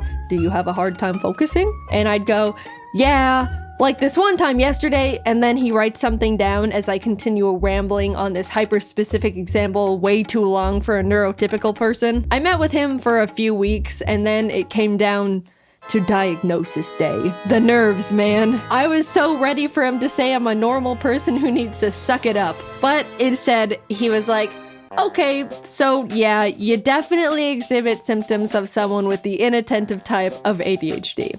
And autism. Yippee! My struggles are justified. I'm not crazy. Wait, what was that last part? He explained all the different ways ADHD affects me and the different areas I struggle with compared to others. He even gave me a 37-page document of his conclusions and information on how my brain works, with graphs and pictures. I've read through it all a bunch of times now, and it's already really helped me understand how I tick. I call them the autism docs, but I'm not gonna get into that side of the diagnosis. Let's just brush that one away for now. There's a couple types of ADHD you can have: hyperactive, inattentive, and combined, which is both hyperactive and inattentive. Hyperactive is the type people typically go to when they think of a loud kid who can't sit still. People with this kind normally need to fidget, have low patience, tend to talk a lot, and have trouble staying seated, especially when they're expected to, like in a meeting or school. Inattentive is the one where someone experiences difficulty in focus, memory, organization, has a low attention span. That's the one I have. It's self-explanatory, but if you have the combined type of ADHD, then you got it all. ADHD jackpot right there, my friend. I brought up during the appointments that I used to be such a good kid in school with seemingly zero ADHD symptoms, and how that part has always confused me. And he had a couple hypotheses about it. One, since my mom has always been a big source of my organizational influence, I was able to depend and lean on her for the majority of my school life for it. I felt like I was naturally capable of staying on top of things because she was right behind me the whole time, reminding me and guiding me through stuff. So when I moved out, everything started crumbling, which lines up pretty perfectly to when I did start struggling. Another explanation he gave was the fact that ADHD affects women differently than men, which is also less researched. Love to hear that one. Not only do women tend to be able to mask their symptoms better than guys, so it goes much more unnoticed, but they also experience ADHD differently. And research says there's a chance it can just start affecting women later in life. I'm no ADHD scientist though, that's just what I've been told by specialists. I don't know, I've just got the dang thing. Either way, those two explanations make a lot of sense to me and have since put my weird ADHD imposter syndrome to rest. I didn't really think that getting a diagnosis would change much about how I go about my life, but since getting my ADHD certificate and lollipop, it's completely revolutionized how I think and go about getting things done. It's still hard to get my ass into gear when I need to do one normal thing that's not difficult, but I'm much less hard on myself and will strike almost like these kinds of mental deals to loophole myself into getting things done. Like, for example, if I really don't want to edit a video, I'll say to myself, okay, I know it's gonna be super hard for me to immediately start that task, so I'll get myself into the mindset of getting things done by doing a simple other task I don't find difficult, like cleaning my room. That way, I'll feel productive and can transition that into tackling the original task much easier. It doesn't always work, but it's the mindset change and overall understanding that sometimes I'm gonna have to go about things in different ways that's helped me a lot. Also, after being diagnosed with ADHD, I didn't have much desire to get medicated. I figured just knowing I have it would be enough to get things into gear, and I didn't really need medication that badly. But the content creator in me also thought, well, if I'm gonna write a script about having ADHD, it would be nice to be able to talk about what it's like to be medicated, even just for a day. So I got prescribed good old classic instant release Adderall. Instant release means I don't have to take it every day. I can just take it when I need to get stuff done. It affects me immediately and then wears off after a few hours. There's also extended release, which is the kind you take every day and gives you a constant steady stream of medication. It wasn't until I had the Adderall in my hands when I realized the idea of taking it for the first time made me nervous. Like, what is this thing gonna do to me? I have so many friends with ADHD, honestly a higher ratio than friends without it. That's how it goes in content creation. All these MFs have it. They were all telling me that it's awesome, how you'll take it and immediately feel like a god, and you can do anything and it's incredible. And yeah, that sounds great, but also like, what the hell? What do you mean I take this little pill and suddenly all of my problems seemingly disappear and I gain superpowers? That's scary. That sounds like the thing every adult in a 20-mile radius warned us about when we were kids. Am I gonna feel like a completely different person? I don't know if I'm ready to experience immortality. I put off taking Adderall for so long because I was irrationally scared of the tiny blue pill, but coincidentally, I really needed to get a script done. If I take too long to write a video script, then the team runs out of work to do, and then I have a bunch of people sitting around and waiting for me to give them more work so they can pay their bills and survive and stuff. But for the freaking life of me, I just could not get myself to sit down and write that script. My body and soul found it mentally easier to backflip off a bridge than write words on the computer. After literally 2 months of my brain going, ooh, you better write that script. I won't let you enjoy a single moment of your life if you aren't writing that script. I don't wanna. Get up, go to the bridge. After that constant loop, I finally swallowed my fears and took my first Adderall. I had talked to James a lot about what Adderall is like since he's been on it for a few years now. And after I took one, I was messaging him like, I did it. I ate an Adderall. How long does it normally take to start? How do I know? What do I do? And he was helping me a lot and giving me tips. Then, like 20 minutes later, I felt it. All the non-stop thoughts going on in my brain went silent. I could think clearly and in like a line. My mind wasn't racing a mile a minute. I was able to sit behind my laptop and write. It was incredible. I was messaging all my friends about it the entire time. I can write my script and not get distracted. I don't have to take a mental break every 10 minutes. I can remember things. Kelsey sent me a message and I thought, I'll check that in a bit. And I remembered to check it in a bit and respond. When I opened a new tab to look something up, I didn't go down a random unrelated rabbit hole. I picked up my phone to check something and didn't impulsively scroll Twitter for an hour. I can write words so easily. How am I doing this? What do you mean I can feel like this whenever I want if I just eat the tiny blue pill? I refuse to believe regular people can function like this on a day-to-day basis. No way. It wouldn't be fair. You guys don't have loud, non-stop voices in your heads preventing you from doing normal things? Come on, just admit it. You can't pick something up and immediately keep remembering what you were supposed to be doing with it. You always forget and feel crazy. Come on. Come on. I was so suspicious that on Adderall, either nothing would happen and I just wouldn't feel anything, or I would feel like I'm a totally different person experiencing some higher-than-life manic episode. But no, I just felt like myself, but with my shit together. And that's the part I couldn't believe. After 2 months of war, I finally was able to plant myself down and write my damn script. You wanna know what script I wrote while experiencing Adderall for the first time? This one. I was struggling to write a script about ADHD, and the thing that finally pulled it out of me was Adderall. Come on, you gotta admit that's funny. Yeah, it was great. I didn't think my head was loud before, or I was that impulsive, or had that hard of a time focusing. But now that I've been able to peacefully sit in one spot for hours and not need to take a break, or check social media, or get distracted by some stupid tangent I don't actually care about, yeah, this changes things. I still can't believe what I was able to accomplish. Writing a script in 3 hours. compared to my typical 12 hours, aka one mediocre thing with no struggle at all. And you want to know what I did right after I wrote this script?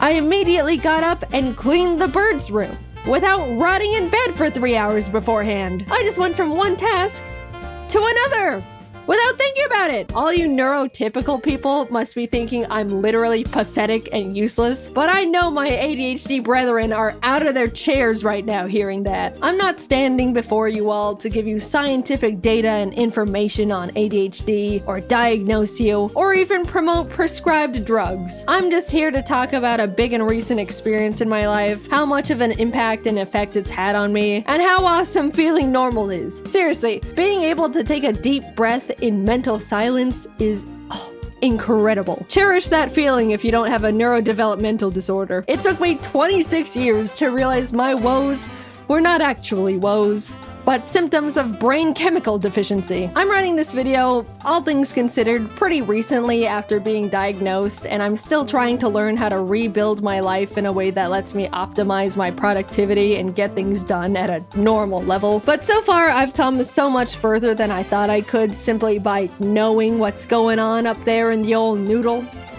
And Adderall. If you're on the fence about being diagnosed with something, I get it. It's scary. It's scary to think you might have it, and it's also scary to think you might not have it. It's an odd place to be. But for me, having a concrete answer from a professional is what got me to finally stop feeling stuck in place and actually start moving forward again. It's been great. I'm excited to keep learning more things about how my mind works and find new ways to improve my day-to-day life. Cheers to getting normal shit done.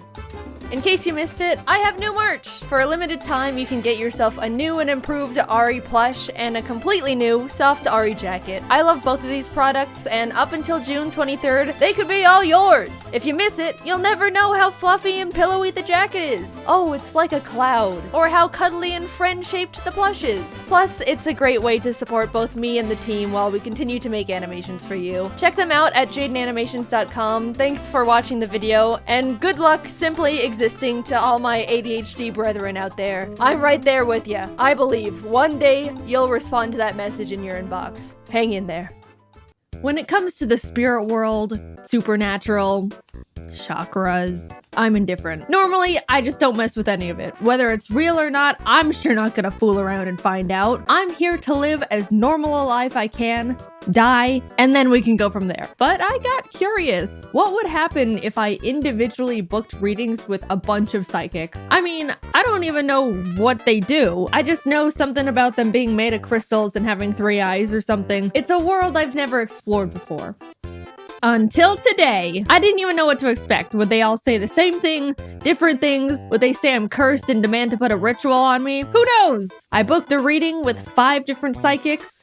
Let's see what they all said about me. I wanted to keep as much consistency in all of this as possible. You know, scientific method and all that. So I specifically booked a tarot card reading and palm reading from all 5 of them. That way, they're all reading the same things for me, and we get to be good little scientists in the supernatural community. Anyway, Psychic 1. I walked into the shop and saw a table with a bunch of candles and crystals on it. You know, the typical psychic stuff. Now, I've never gone to a psychic at this point. I didn't know what they were gonna do to me. Were they gonna say my name and say they've been expecting me? And for all I know, a real-life wizard could walk through the door and speak in riddles to me the whole time. But Psychic 1 was a 5-foot-tall middle-aged white lady in a black spaghetti-strapped tank top and a ponytail. All the psychics had a bit of a different method of doing the tarot card reading, but the overall gist is they had me put my right hand over the stack of cards, say my full name, then I pulled 18 cards that would determine my reading. Psychic 1 pulled the cards herself though. I didn't get to pick them, so I don't know if that was a non-regulation move or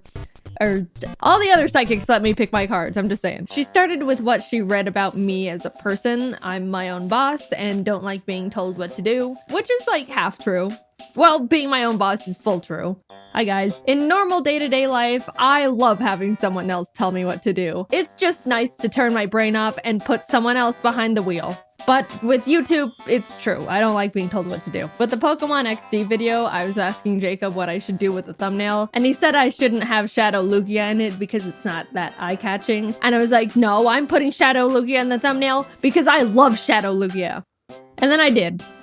So the psychic's pretty on point so far. She said I don't like asking people for things. Everything I have, I worked to gain with my own 2 hands. I'm gonna live a long and healthy life beyond my 80s, and I'm gonna have 3 kids. All of those things are pretty fair. I do think you could say that to the majority of people though. Even if it's not genuinely true to their personality, I think most people like to believe that's the type of person they are. And if I don't live to be 80, what am I gonna do? Sue her? But that's the very strong skeptic in me talking. She do know me for real for real. Then she asked if I had any questions for her, and I told her that I constantly worry that my birds are gonna die in some freak accident or sudden disease, or they get out and fly away never to be seen again. She pulled more cards and said she sees that they're safe, but would recommend placing a spiritual protection over them, which was very interesting to hear. From what she explained, I'd be doing a 3-day, 3-night meditation for them to create a spiritual barrier that can protect them physically, mentally, and medically. Promising medical protection is a big deal. You can't just throw that around lightly, might I just say. And to perform the meditation, I would need to buy the materials from her to do it. She was very big on making sure I knew I wasn't paying for her time, just the materials. Which, how thoughtful. Until she dropped the materials would cost $427. Let's just do a quick rundown on this whole session so we're all up to speed. During this psychic reading, this lady learned I'm my own boss, am successful enough to run my own animation team, care very deeply about my birds, enough to pay a psychic $90 to ask about their safety, and all I have to do to fully protect them from basically anything and everything in this world is set up this spiritual protection for the low price of $427. I didn't know you could repel cancer for under $500. Someone distract the government. I think we're onto something here. I just told her I don't have the money for it right now. A lie she most definitely didn't believe at that point, but I had to say something to stop this snowball in its tracks. And immediately she said, "That's fine, but this isn't something you should wait a long time on." Thank you, we'll be in touch. I never went back. For that being my first psychic reading experience, it spawned so many questions, but it did answer one I had beforehand, which was, how do psychics even stay in business? Because I am now starting to understand the business model going on here. Moving on to Psychic 2, I'll say this right now, this one was my favorite. She was really nice and we had a lot of good small talk. Her psychic reading room was a little closet in her house, and by the end of the session, it was very warm in there. But I had a nice time. Same situation, got a tarot card and palm reading. I think she said she gave me a general spiritual reading as well, and this all cost $90, just like the last one. What she said was all very positive. She said she sees me making a name for myself in whatever industry I'm in. That was genuinely the first thing she said to me. I didn't tell her about my job or anything. She sees a lot of new and exciting opportunities coming for me in the new year. I got all these readings done late 2022, so by the time this video actually comes out, we get to see if that's true. She also said I'm planned to live a long and healthy life past my 80s, and she foresees me moving to a different location sometime when I'm older, which is most likely true. I don't like LA. It freaks me out. She identified my bad time of the day, which she said is 3 a.m. Again, true. If life gets a bit too hard to handle, I will absolutely have a meltdown in bed at that time. But also, everyone has a meltdown when they're broken and it's late at night. That's a universal bad time. They even wrote a rule in life about it. Nothing good happens after 2 a.m. But it's good to be more aware of because I forget and 3 a.m. hits different some nights. She said I've always been connected to animals. I'm gonna be a mother of 3.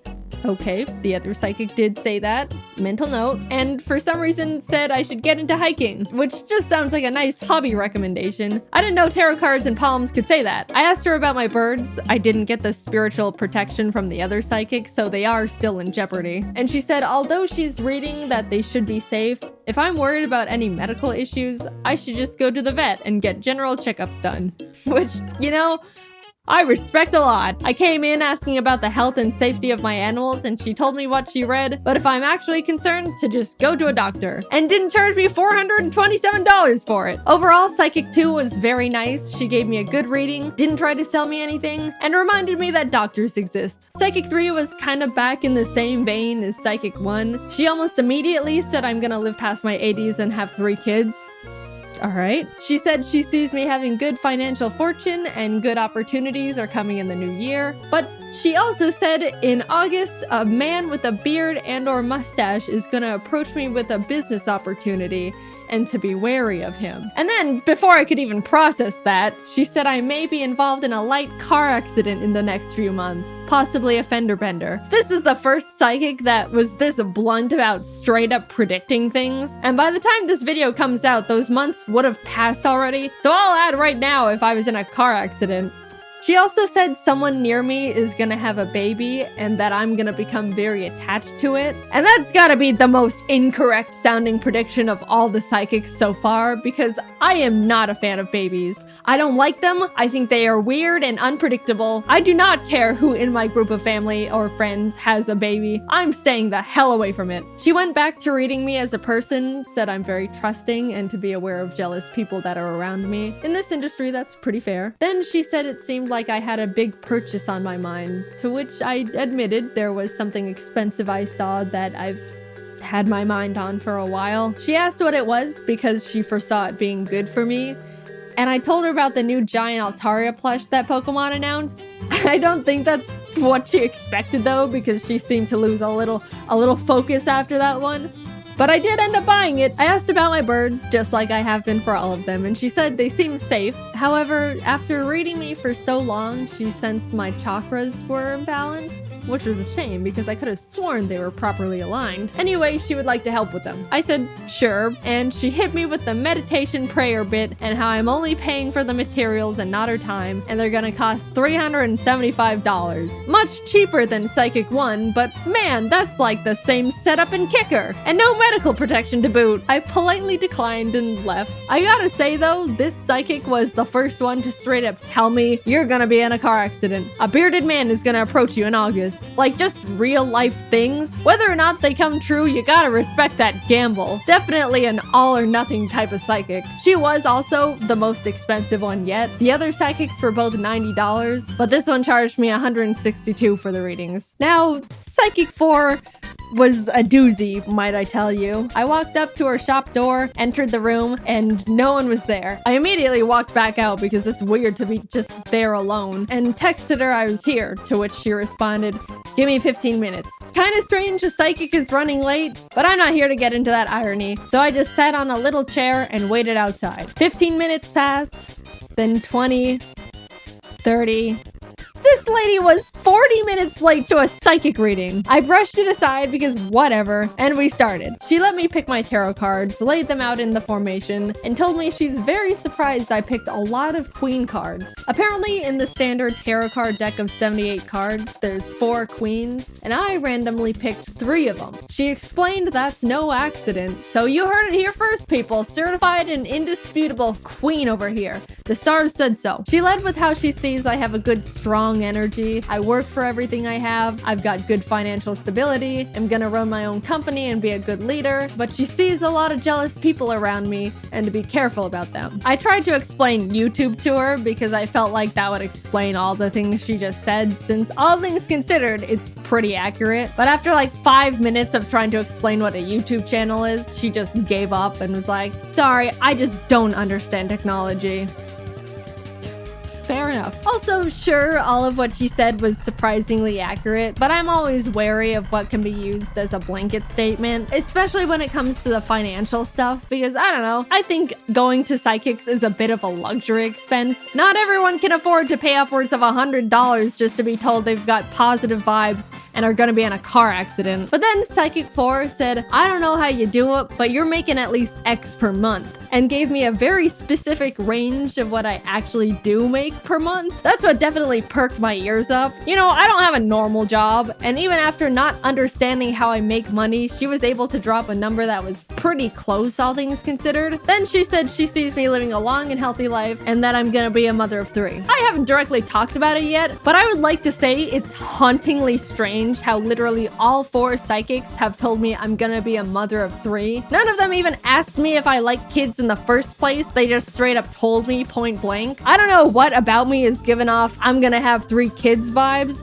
but it needs to stop. I absolutely do not want 3 kids. It's too many kids for me to handle. I'm gonna have to figure out how to change the fates, like, immediately, because it's all feeling a bit too real at this point. They also all said I was gonna live a healthy life past my 80s. So if I die at 50, I want all of my money back. Anyway, Psychic 4 kept talking, saying it seemed my birds are safe, because I asked, but there seems to be a negative energy trying to attack them, to which she'll start meditating to protect them. Also, my chakras seem unaligned and my third eye isn't very developed despite how old my soul is, which sure is a sentence. So she recommended a chakra meditation thing. She had me lay on her table under a lamp of RGB crystals and turned on relaxing spa music. Then she told me to close my eyes because when your eyes are closed, your third eye opens, and that's why you dream when you sleep. It's your third eye. You learn something new every day. Anyway, I laid there. She gave me some crystals to hold and put more crystals on my chest and stomach and legs and put a bell on my forehead that she would ring every few minutes. After a bit of that, she told me she had to leave the room for 5 minutes so her energy doesn't interfere with mine. But I could swear she left me on that table alone and blindfolded for like 15, maybe more. After she remembered I was still there, she came back, sprayed me with lavender, which was pleasant, did little karate chops on my body, and then had me sit up.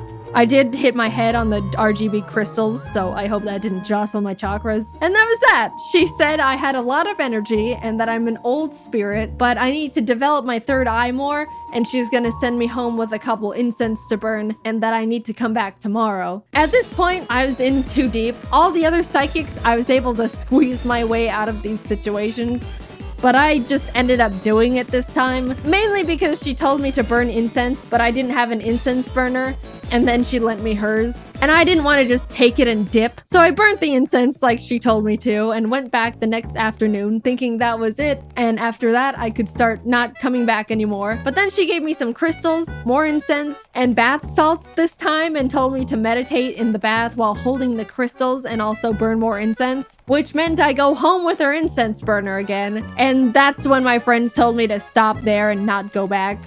So I didn't. By the way, she charged me $776. I have no idea how she did that. She said the chakra thing where I lay on the table was like $100 or $200 extra. And then after we were done, she gave me the card reader and it said $650, to which I was just like, sure, whatever. And then my email receipt said $776. Again, I am reminded of how these people actually stay in business. She called me a queen, gave me a crystal nap, and then took $800 from me. And last but not least, Psychic 5. So for her, when I called to book an appointment, she told me she only takes cash and that I have to call 30 minutes before our appointment to confirm. So I did that a few days later when our appointment was scheduled, and she's like, oh, I'll be honest, honey, I completely forgot about you. Can we reschedule to tomorrow?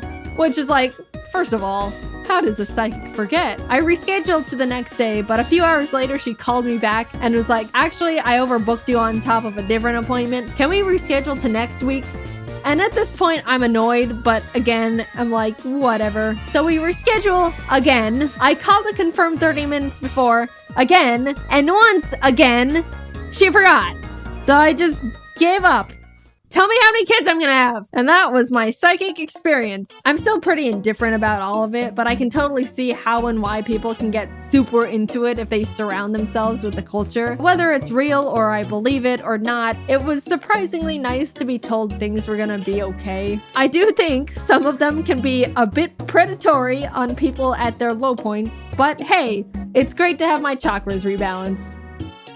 Cool new guy alert! We made a super cute Ari pillow available now. Look at this big man, he is huge and super soft and awesome. Head over to JaidenAnimations.com to pick one up, I genuinely love him so much. Also, I've been streaming a lot more recently and wanted to say the influx in art from all of that has absolutely blown me away. Thank you guys all so much. I try to see all of it, but it's quite literally impossible. But yes, thank you, thank you.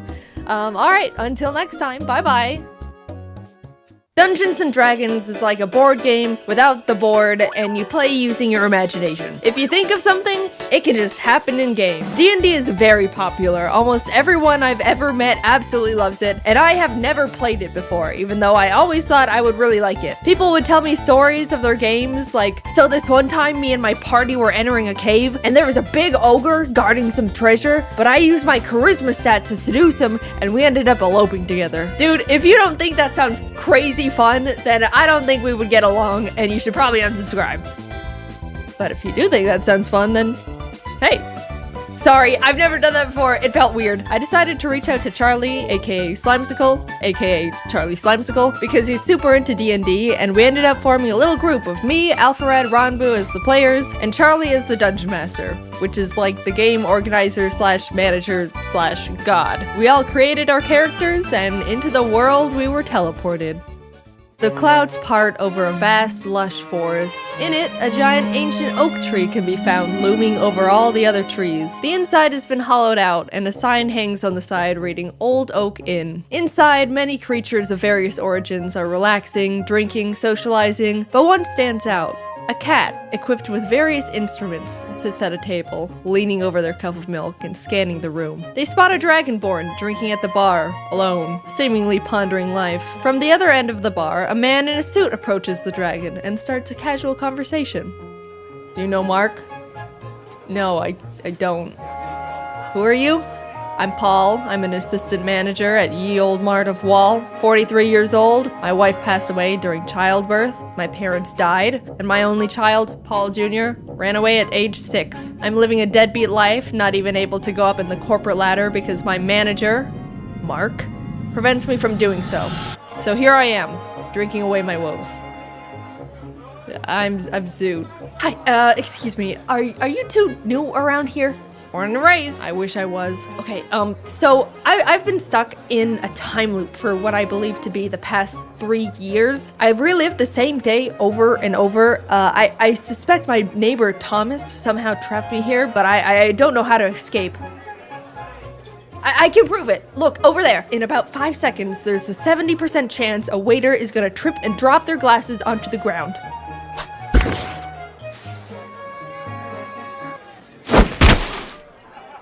Well, alright, it's a bit impressive, but, like, it's gonna take a bit more convincing because that wasn't all that. Suddenly, a sheep crashes through the tavern windows and starts rampaging around the inn. It's going straight up crazy, knocking over tables, knocking over people. Paul mentions it's got something in its mouth, and the sheep immediately stops and runs straight up to him. As Paul takes what seems to be a scroll out of the sheep's mouth, Zoot whips out their mace in an attempt to pepper spray the sheep, but slips on a puddle of rum and accidentally sprays Paul, who just is disappointed at this point. The three open the scroll, and Zoot, recognizing it's a speak with animals spell, translates it, casting a huge shockwave and blasting everything in its radius.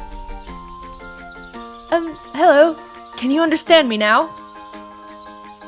Why the f did you try to spray me with mace? Zoot and the sheep start bickering as Paul and Tholomew just stare at them. Just forget it. I'm no ordinary sheep. I used to be human and was cursed into a sheep's body. My name is Luop, and I need your help becoming human again. Please. Alright, Lop. Well, it's Luop. Come on, guys, let's go. And for some reason, they all went along with it, still not understanding what the hell is going on. Maybe, they both thought, they could find their arch enemies, Mark and Thompson, along the way. The group is walking through the woods. Tholomew is very on edge, feeling like something isn't quite right. The tree line is shifting in unnatural ways. Oak trees are turning into birch, the bushes are rustling. Zoot spots various random animals along the path and picks up a turtle, which they add to their inventory. Paul tries to pocket a turtle of his own, but it turns out to be a rock, and is then mauled by a cougar. He ends up unharmed, though his adventure suit he changed into is now ruined. Zoot feels bad about Paul not getting a turtle, so they offer to let Paul name theirs, to which he chooses Paul Jr. They eventually reach a clearing with a large stone outcrop covered in engraved shifting runes. Carved into a stone is a large bronze door with a face on it. Hello! You should try to impress it. Oh, okay.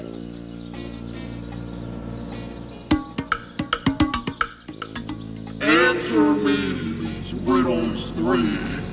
and then you can come in. I'm a riddle door.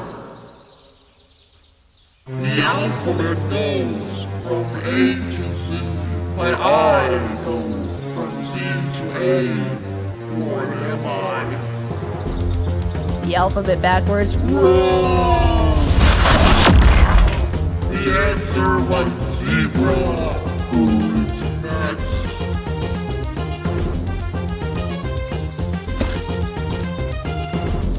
I move without wings, between silken strings. I leave, as you may find, my substance behind.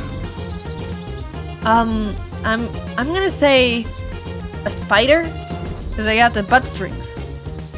Correct! You may pass. Wait, but can you turn our friend back? Oh yeah, double or nothing. Answer this next riddle, and your friend will be turned back. I creep and crawl with no eyes, legs, or ears, but I can move the earth with my peers. What am I? Can you use it in a sentence? In answer to the question? Yeah, like spelling bee style. Nice try, but you're not gonna worm your way out of this.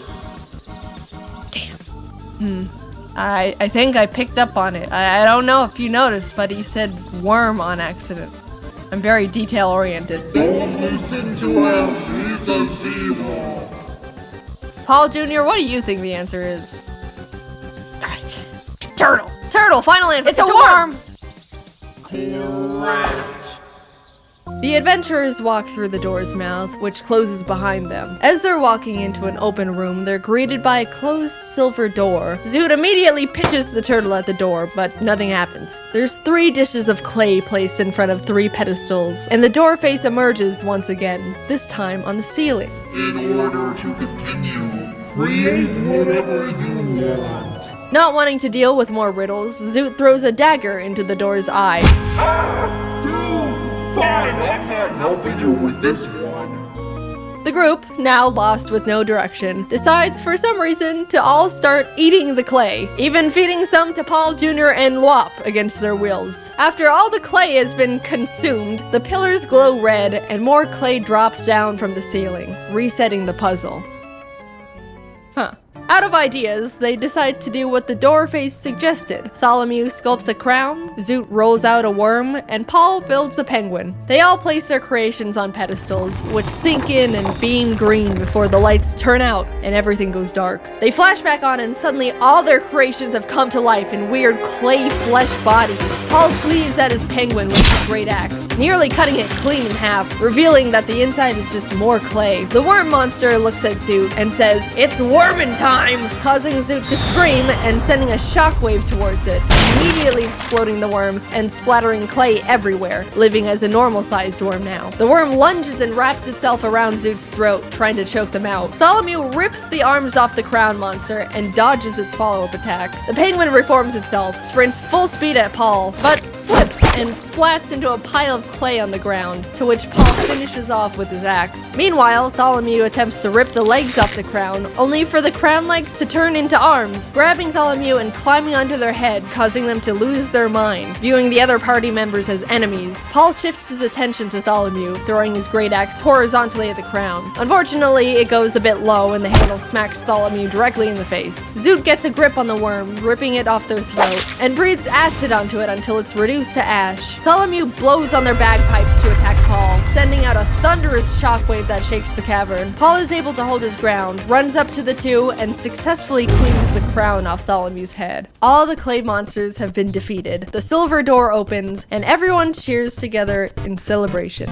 The adventurers enter the new room to be greeted by wooden structures, spiral staircases, platforms, and a golden door at the very back wall. It looks like a camp is set up inside the area, and voices can be heard above on one of the platforms. Tholomew scans the area looking for traces of their neighbor, Thompson. Not only do they discover a pack of goblins that have inhabited the area, but he also recognizes a familiar boot print in the clay. It's the same type Thompson wears. He's been here. Paul climbs up to the goblin platform and sparks conversation. The goblins are confused and a bit wary of the intruders, but introduce themselves nonetheless. I'm Gob, that's Glob, that's Gobble, that's Gobble Gob, and that's the Peeler, And who's that? that's Bloyle. So your names are Gob, Glob, Gobble, Gobble Gob, Peeler, and Bloyle? The Peeler. Got it. So your name is the Peeler. You don't know anything about Mark or Thompson. I only know about one thing, and that's peeling. Yeah! Great, there you go. Oh, jeez. Okay, all right, we're leaving. Paul starts booking it to the door they came in through, the Peeler right on his tail, stabbing at his ankles. No one else is doing or saying anything, they're just watching. Paul makes it back to the previous room, and the Peeler slinks into the shadows. With Paul in the other room and Tholomew and Zoot unable to speak Goblin, Tholomew is left trying to communicate through improvised sign language, pointing at the door and blowing kisses at the goblins to signal peace. Zoot tries to slip around the goblins in the meantime, as communication is clearly not working and the goblins are only getting more aggressive, but they bump into an invisible force they can't see, alerting the goblins, who are now initiating combat. Zoot decides to keep running to the door as Tholomew bangs on their drums, sending sound shockwaves at the attacking goblins. Gob, Glob, and Gobble are all sent flying off the edge of the platform, falling to their deaths. Gobblegob, in a fit of rage after losing his friends, lunges at Tholomew but misses completely, sending himself off the edge of the platform too. The Peeler emerges from the shadows to lunge at Tholomew, who is taking up Bloyle, but Paul jumps in just in time, clashing blades with him. As everyone is distracted, Zoot gets to the door, peeking in to see an entirely golden room with a small golden rod shaped like a tree branch floating at the center. The branch shifts between valuable materials, at one moment being made of gold, then emerald, then ruby. Gobblegob, the goblin that accidentally dove off the side of the platform, sprints back up the stairs and attempts to tackle Tholomew off the platform, but accidentally leaps over him and plummets once again over the edge, this time to his demise. Paul and Tholomew perform a clumsy team attack together and finish off the Peeler, ending the battle, but because of the uncoordinated attack, Paul's axe is now peeled. They all hurry over to Zoot and enter the golden room together, trying to figure out how to get the artifact down. Zoot suggests they all toss Slop into the air to get it down, so Paul Solongi Bowser's the sheep into the air, but in the complete opposite direction. Tholomew quickly runs over and breaks his fall, and before Lop can say anything, they throw him again, this time hitting their target as they both fall to the ground. No one stops Lop's fall this time as he lays motionless on the floor. As Tholomew is healing up Lop, Zoot approaches the wand, only for it to be snatched by an invisible force. An unseen figure then reveals itself. Well, hey there, neighbor. Oh, and Paul. It's me, your good friend, Mark Thompson. Tholomew, you ruined my life, spreading false rumors about me. You said I cursed you, and now no one wants to talk to me. My wife and kids left me, everyone avoids me, so I spent years becoming a dark wizard, and I'm gonna have my revenge. What about me? And you, Paul. Anyway, yeah! You all are gonna be spending the rest of your lives here in this shifting sanctum. I'll be going now. Tholomew quickly casts Locate Object on the wand Mark is now holding and throws ink in the general direction, hoping to reveal where Mark is, but unfortunately it doesn't land. Zoot sprints in the direction Tholomew indicated and attempts to tackle the air. They make contact but bounce off of Mark's rock-solid beer gut, breaking the invisibility spell. Tholomew whips out their drums, slamming it with the intent to cast a thunderwave on Mark, sending him flying from the impact. Zoot follows behind and shouts, "Depression!" casting a command spell on him. He stops in his tracks, facing Zoot, and says, "I'm so sad." Having never dealt with depression before, he pulls out a picture of his ex-wife and kids and just stares at it longingly. Paul and Tholomew see their chance to attack him and once again try to use an ultimate team attack. They grip Paul's peeled axe together and throw it in tandem at Mark. But once again, they mess up and Tholomew is accidentally sent flying with the axe as it pierces Mark's chest. Mark is unfazed, still wallowing in his depression, but Zoot sees this as an opportunity, casting Disguise Self and visually turning themselves into Mark's ex-wife. Ella, is that you? It is. Mark. Mark drops the photo and wand, sobbing, and slowly walks towards Zoot, who has their arms out, ready for his embrace. He grabs Zoot and pulls them close, tears streaming down his face. It's been so hard. It's okay. I'm here now.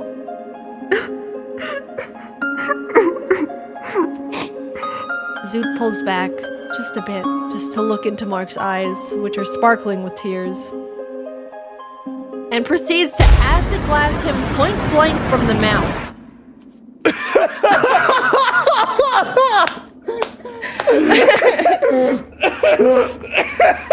Mark is heavily damaged but alive, snapping back to reality and throwing Paul's axe to the ground. If I can't have the wand, no one can! Paul picks up one part of his peeled axe. Looks like the manager position just opened up. He throws the axe and hits Mark, but doesn't kill him. He then picks up the other peeled axe part to throw as well, but it boomerangs around and hits him in the back of the head. Bartholomew grabs the wand from the ground and points it at Mark. This is for everything.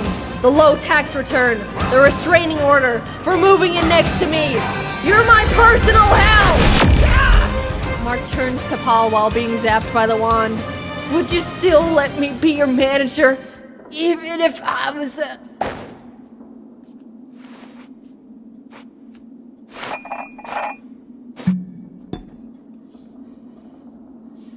You're fired. You guys did it! Please, use the wand to turn me back into a human. Please! Bartholomew casts the wand's powers on Talop, finally turning him back into his original form. Paul and now human Luop lock eyes. Hi, Dad. Paul Jr. Is that you? Oh! Paul and his long-lost son, Paul Jr., embrace. The wand, now all out of magic, crumbles into dust, and the party exits the cave. The bomb is detonated, and the explosions erupt behind them as the group walks off together.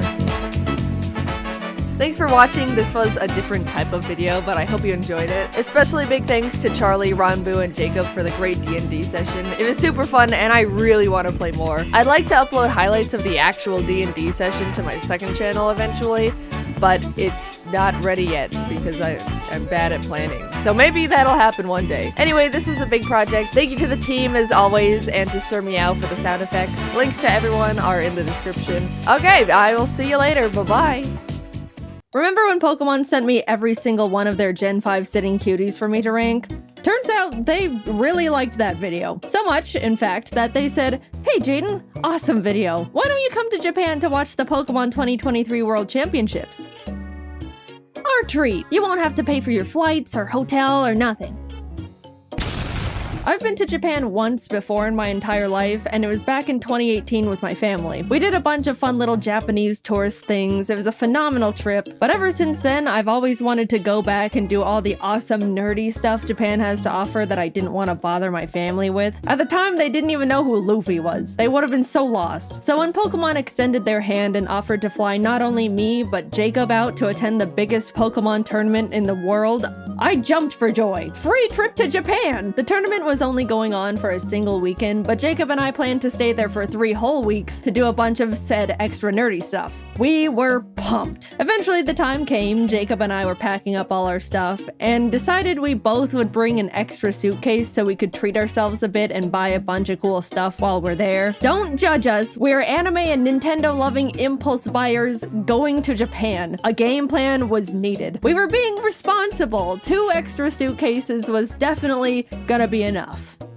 Yep. Equipped with our extra luggage, we headed off to the airport. Pokemon straight up gave us business class seats. We didn't ask for them or anything. So when we boarded, we realized we had the seats where you could lay down. There even was some sort of seat divider that acted like a car window, so I could roll it down and bother Jacob whenever I wanted. Quick little 11-hour flight later, and we were in Japan. It was time to have the best trip of our lives. I'm not joking. I had the most incredible trip and got to do things I won't ever forget. And I won't, because I've now plastered it onto the internet forever. We landed midday Japan time, so we decided to go to the first thing we wanted to see while abroad.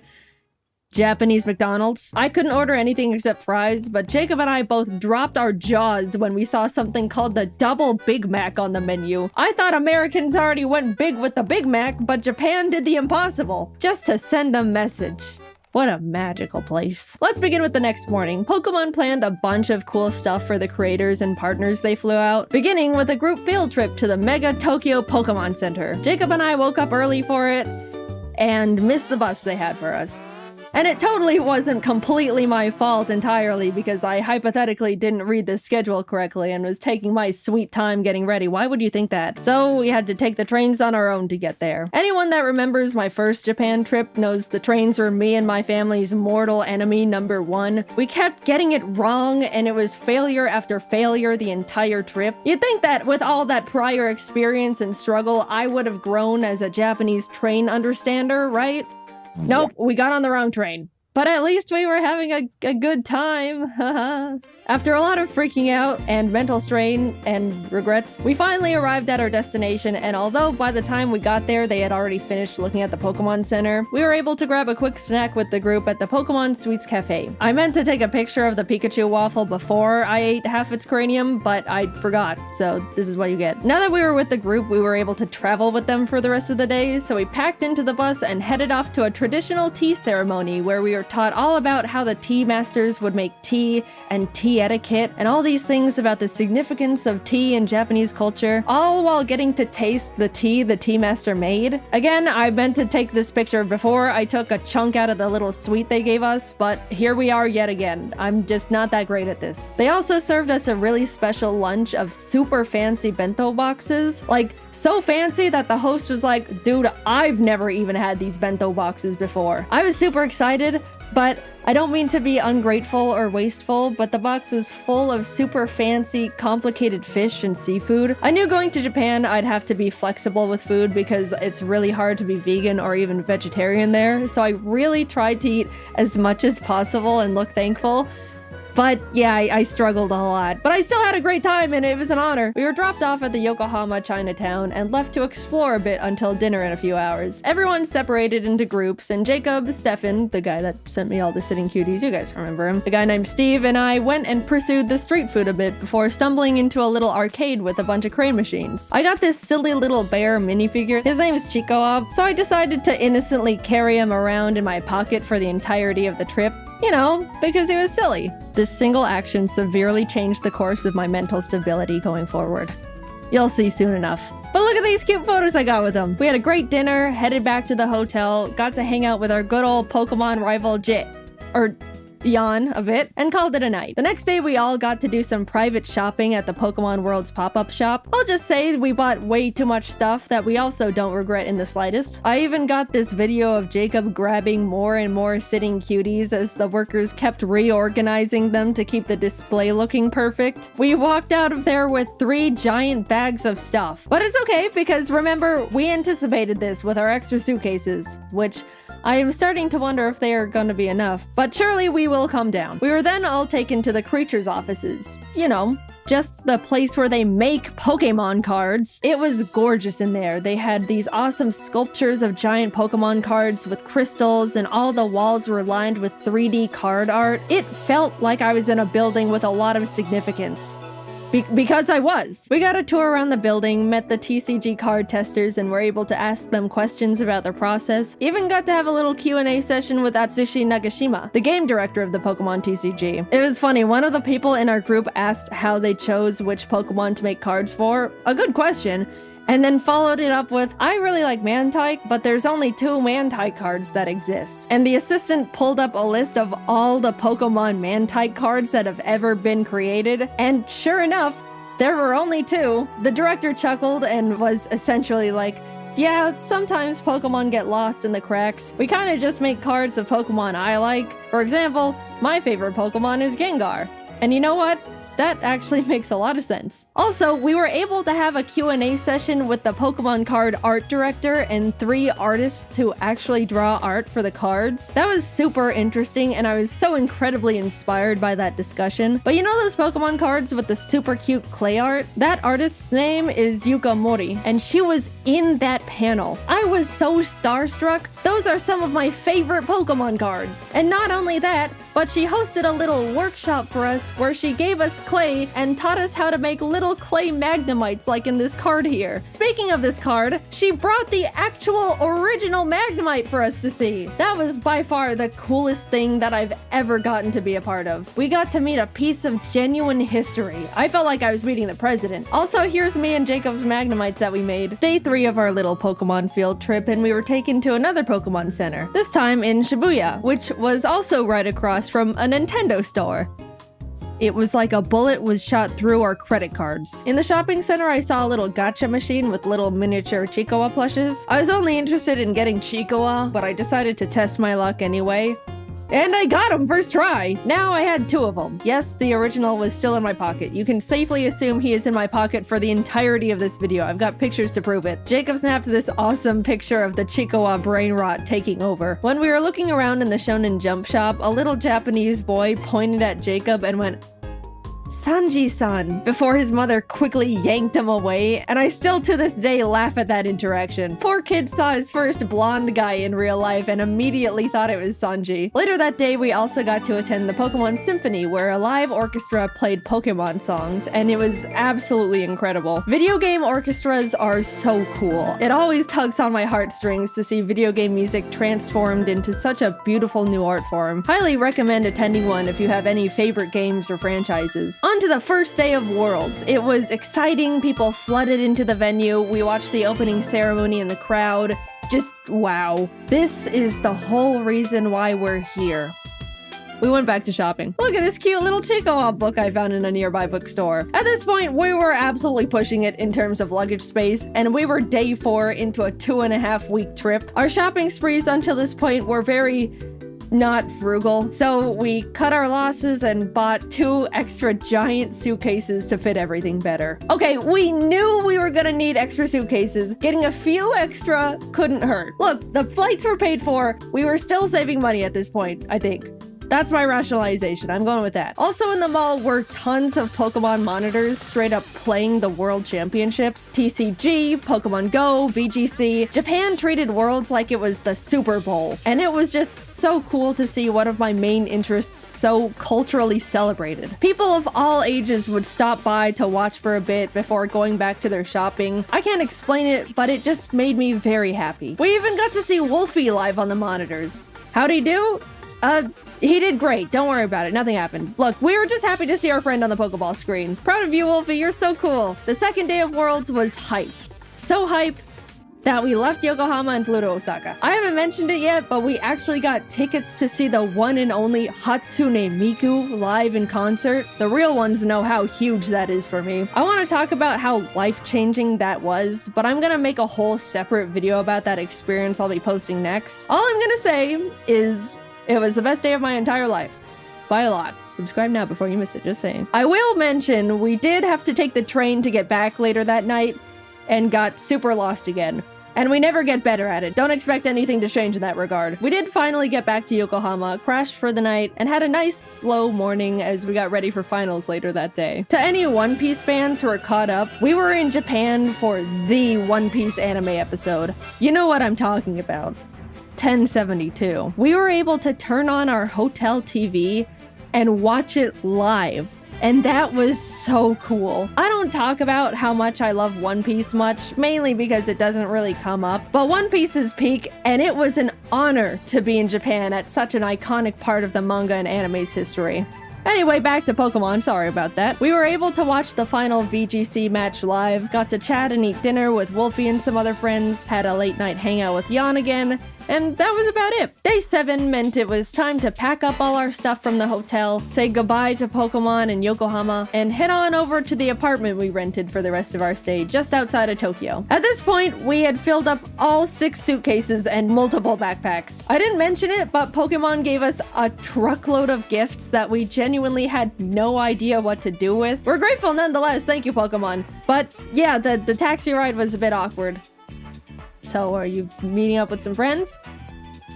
No. After we got situated in the new place, we decided to look around the area and grab some lunch. And I gotta say, the little hole-in-the-wall restaurant Jacob found was some of the best ramen I've ever had ever. They even made it vegetarian for me, which was extremely kind of them. Food modifying is a bit tricky in Japan compared to the States, so I was very, very thankful. And it was delicious! We then proceeded to do absolutely nothing for the rest of the day because we were exhausted from the trip so far.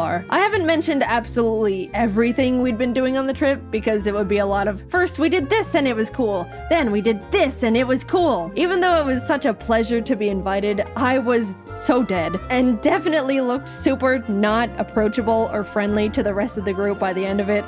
Sorry, guys. But neither time nor Japan stops for anyone, so we had to keep on chugging along. There were a bunch of friends we wanted to see while in Japan, and one of them was Connor. He wanted to take us to what he deemed his favorite Italian place ever. I asked if it was like fancy Italian, to which I was given the answer of no. So we get there, having a great time, and suddenly we realize Junichi Masuda, the director of Game Freak, is there having dinner. Not a fancy dinner, my ass. I then look down to see the Freddy Fazbear FNAF t-shirt that I am wearing. Not the best Jaden moment to exist, but hey, what can you do? The food was phenomenal though. I already mentioned the best ramen I've ever had while on the trip, but this was genuinely the best pasta I've ever had in my entire life. Maybe even a top 3 meals ever for me. I don't know what the other 2 would be, but that Connor place is definitely up there. The next day we went to the One Piece store in Shibuya and bought a lot of stuff because there was a lot of topical and hype things in there, as you could imagine. If you don't get it, go catch up and come back. Don't worry, it won't take too long. My favorite character is Mihawk, but out of all the stuff the store had to offer, there were only a few stickers and a single keychain from Mihawk. I'm still mauling about that one. I just want more Mihawk. Is that too much to ask for? Even this guy got better merch. The world's greatest swordsman deserves better.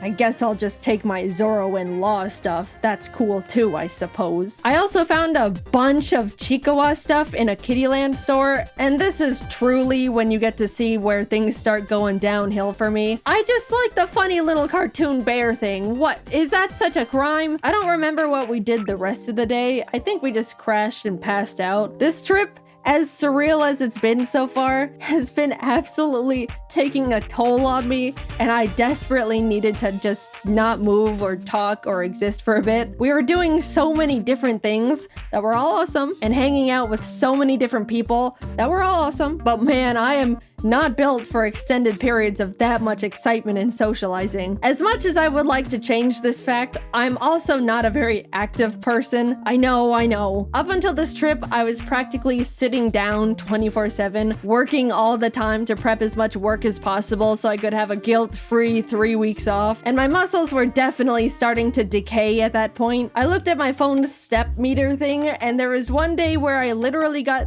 300 steps. That's pathetic. And suddenly, I'm logging over 20,000 daily. My body was screaming. What the hell are you doing out there? Please stop. Plus, we were in Japan during the hottest, most humid time of the year. Every time we left the air-conditioned luxury of a building, we would immediately be drenched in sweat. Look, I'm used to the heat. I grew up in Arizona, but even this was too much. So yeah, crash and burn it was. Tokyo Disneyland was a bit underwhelming. It felt like a slightly worse version of the one in California because of the oddly spaced layout and surprisingly empty vibe. We did go to a Stitch-themed show thing, and as we were walking in, a worker stopped us and said, "Oh, excuse me, Stitch only speaks Japanese," like warning us it's not super tourist friendly. But I just think the statement of Stitch only speaks Japanese is hilarious. We went in anyway, and yep, Stitch only spoke Japanese.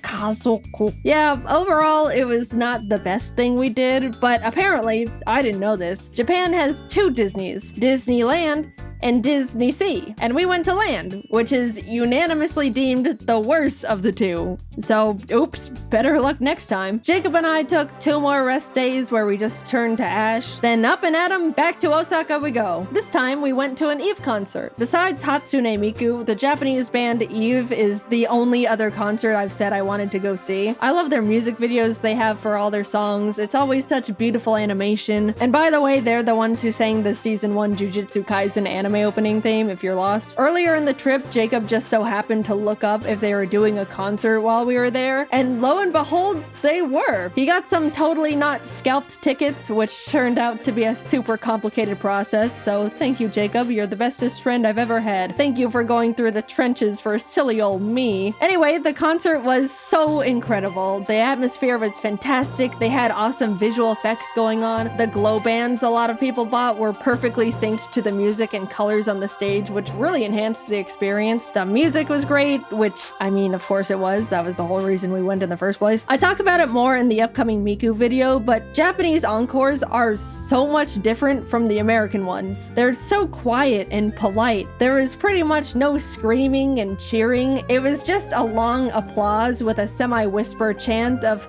"Encore, encore." And they also made us wait like 5 minutes for them to come back out. My hands were getting itchy just from clapping so much, that's how long it took. And then when they finally came out, they ended up doing like 5 extra songs. I mean, I'm not complaining, but after the 4th time thinking, man, that was a great last extra song. Well, time to head home. Wait.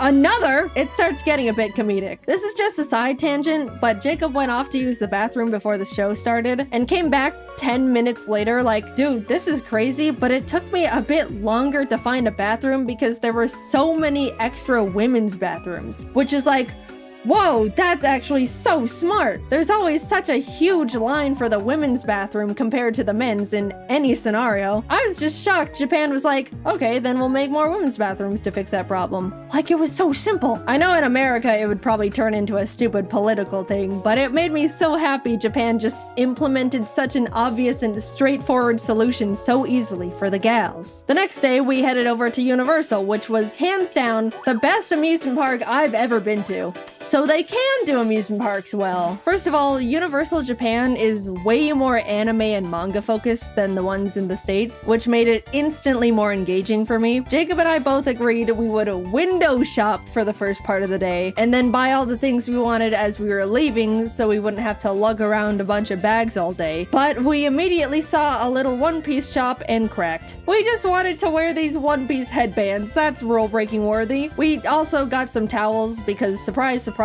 it was freaking hot. I know I've been complaining about the weather here and there, but my lord, it was miserably scorching. Japan has such a big culture around staying cool while outside, and I totally get it now. People would be walking around with little fans, ice packs, towels. A lot of women had parasols. I'll say, if we didn't get those towels, we probably could have passed out from heat stroke that day. Later on, I even ended up getting another towel. It was a cute Pikachu one, but I got it mainly because it was a cloak design. After soaking that thing in cold water and putting it on, my body temperature instantly lowered like 5 degrees. However, that meant I was walking around the park looking like this. Back to the awesome stuff. We did a bunch of attractions like watch a fun 4D Jujutsu Kaisen show where the seats move around, went on a super cool 3D VR Spider-Man ride. We tried to cool down by going on a Minions thing called Freeze Ray sliders that claimed to cool riders down with a blast of chilled mist from a giant freeze ray. But we got on and absolutely did not even touch a drop of the mist because it never ended up getting in range of our cart. That felt like an actual tragedy at the time. There were a few big roller coasters we wanted to go on, but I get super motion sick and forgot to bring nausea medicine, so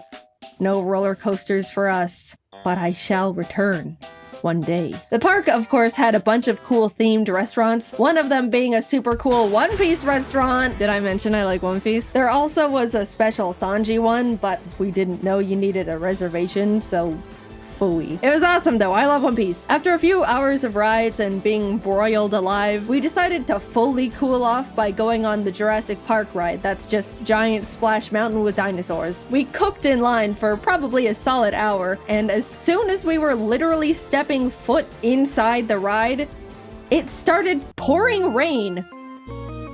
Now that's just not fair. I don't even understand how that happened, but whatever. We started buying all the stuff we window shopped for as we waited for the One Piece live show to begin. Again, please refrain from judging. I am being vulnerable and open here. By the way, as we were walking around, we stumbled onto a little Mario-themed show just out in a courtyard area. They played some fun little custom songs and had all these dancers alongside the mascots. And then out of nowhere, they started absolutely blasting the crowd with like gallons of water. I didn't even see it coming. It was like firefighters showed up to put out a giant fire, except the fire was a bunch of Japanese people. The time came and we got to file in for the special One Piece live show, and even though Jacob and I didn't understand a single part of it because it was all in Japanese, it was awesome, and the costume design was phenomenal. It was a bit unfortunate though, because the seats were all in like a half circle formation around the stage. As much as they tried to make the show enjoyable from all angles, it was pretty hard to see the main things going on in the center. My only true complaint though is that Zoro didn't come to our side at all. All the other characters rotated around so we could see them, but Zoro only did it at the very end to take a bow. Also, Mihawk being included would have been nice, but it's okay. By the time we got to enter Nintendo Land, it was like 9 p.m. We got up at 6 a.m. by the way, so we pretty much just rode the Yoshi's Island ride they don't have in the States and headed home because that's all the energy we had left. But even just seeing that, it was miles better than the one in the States. Also, we picked up a little dinner at the 7-Eleven near our hotel. 7-Eleven is actually awesome in Japan, by the way. And they had a few little Chikoa plushie keychains, and I bought them.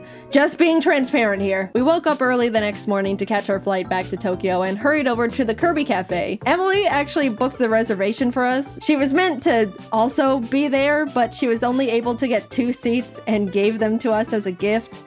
Emily, I will always be indebted to you for your sacrifice. The cafe itself was so well decorated with all these little Kirby things, and the menu was adorable. I got the star curry and a magical little fruity drink with a Kirby marshmallow that triggered my cute aggression. Jacob got the pizza and a Kirby burger, but since he made modifications, the staff asked him to not post a picture of the burger to the public. Like, they didn't know he was a content creator or anything. I guess they just didn't want the public to see a naked Kirby burger. We also both got desserts. I already decided I was gonna consume the Kirby. The presentation was beautiful. It was literal art on a plate. Taste-wise, it was decent. The body was some sort of gelatin, which I wasn't too crazy about, but the rest was super tasty. I did my best, but he ended up looking like he was in a horrific accident when I threw in the towel. The cafe also has a special little private store connected to it. And yeah, what you expect happened definitely happened. We left with full bellies and bags, continued to look around the shopping center the cafe was connected to, and ended up walking into a gacha store.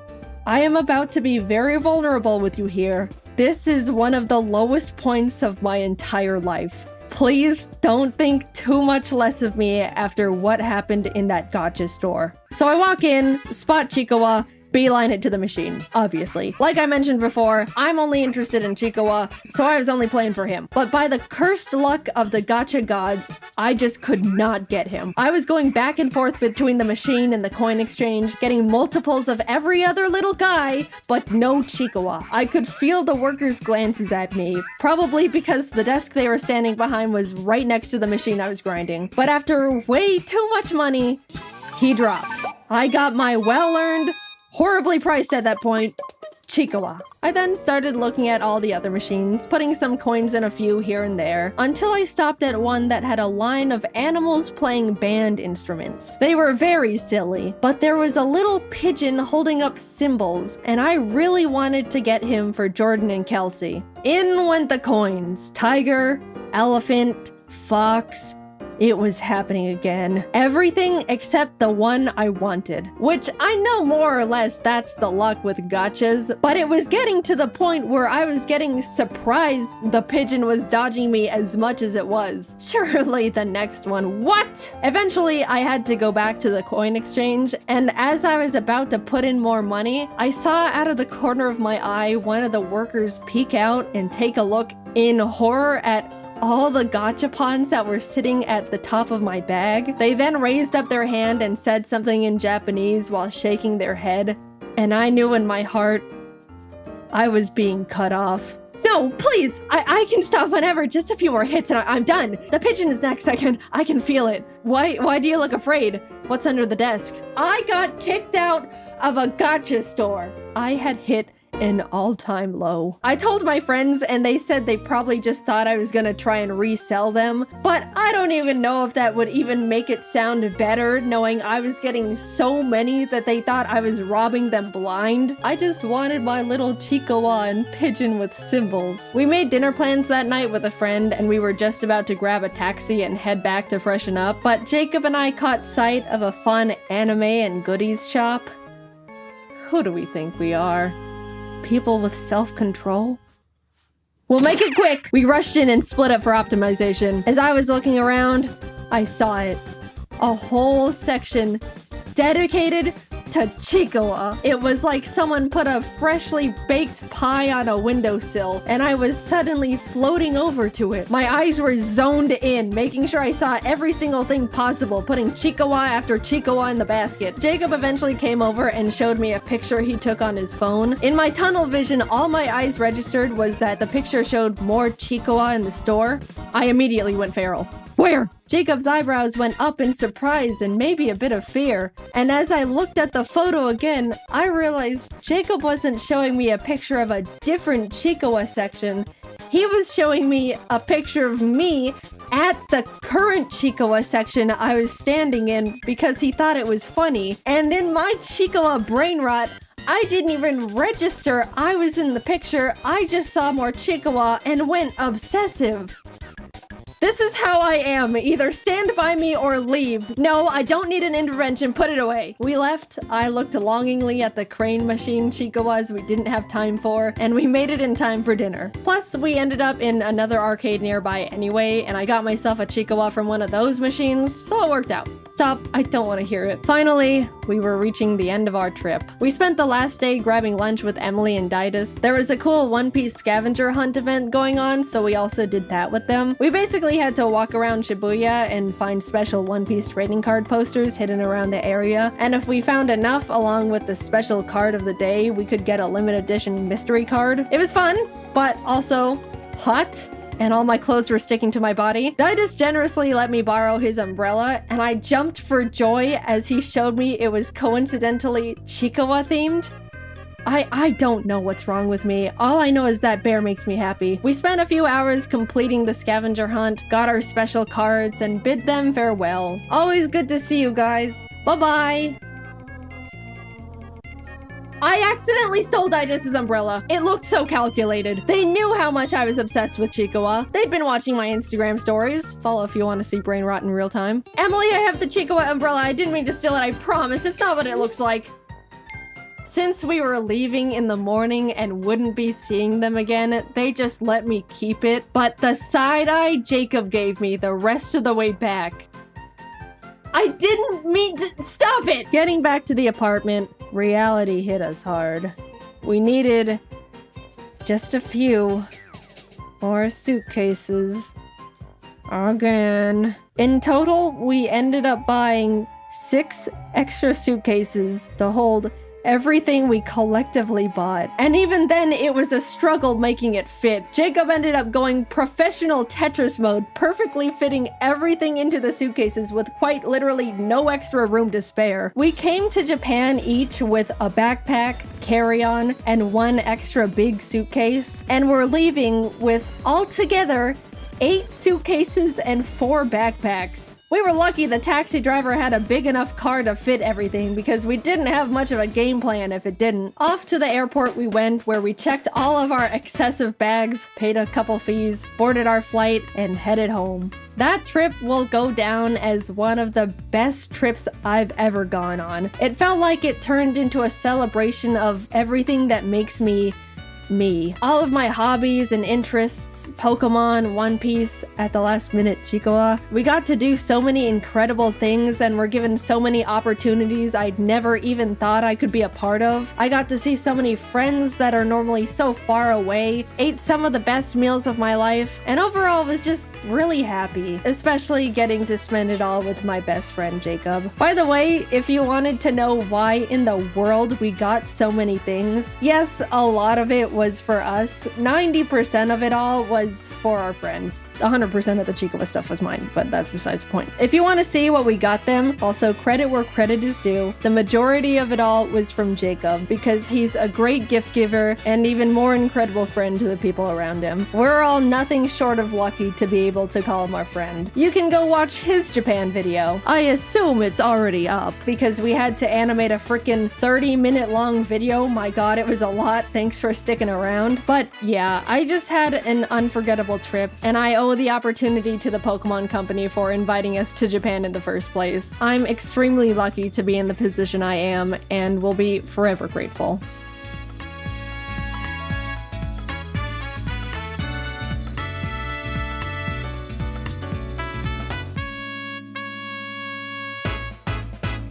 As of now, JaidenAnimations is officially 10 years old. Yes, I know I technically made the channel in February, but shut up, I don't count that. On July 23rd, 2014, I uploaded my first ever animation to YouTube. Hey everyone, my name is Jaiden, and welcome. Alright, that's enough, you get the point. It's kind of old news that a lot of content creators have started retiring, especially after hitting the old 1-0. Making content on YouTube for 10 years has significantly changed the entire trajectory of my life. I started JaidenAnimations when I was 16. At the time, I was super shy, quiet, anxious, knew nothing about the world. I could count the number of friends I had on one finger. But not in a sad way, I liked my simple little life. For the longest time, I didn't even realize YouTube had channels or that people were uploading things like vlogs and series and skits. I mean, it was definitely less established at the time compared to now, but I saw YouTube as just the place to watch funny cats and compilations of people getting hit in the crotch. The way I found out about this whole online world was after coming home from school one day to find my laptop not turning on. Meaning, I couldn't play Minecraft anymore. We've all been there, it's tragic. To satisfy my desperate Minecraft hyperfixation, I typed Minecraft into the YouTube search bar to see if anyone just so happened to upload any Minecraft-related videos. And oh, were there people uploading Minecraft-related videos. My world expanded exponentially at that very moment. YouTube channels, subscribers, people uploading content for an audience that looks forward to their videos. The first channel I ever subscribed to was a Minecraft YouTuber who...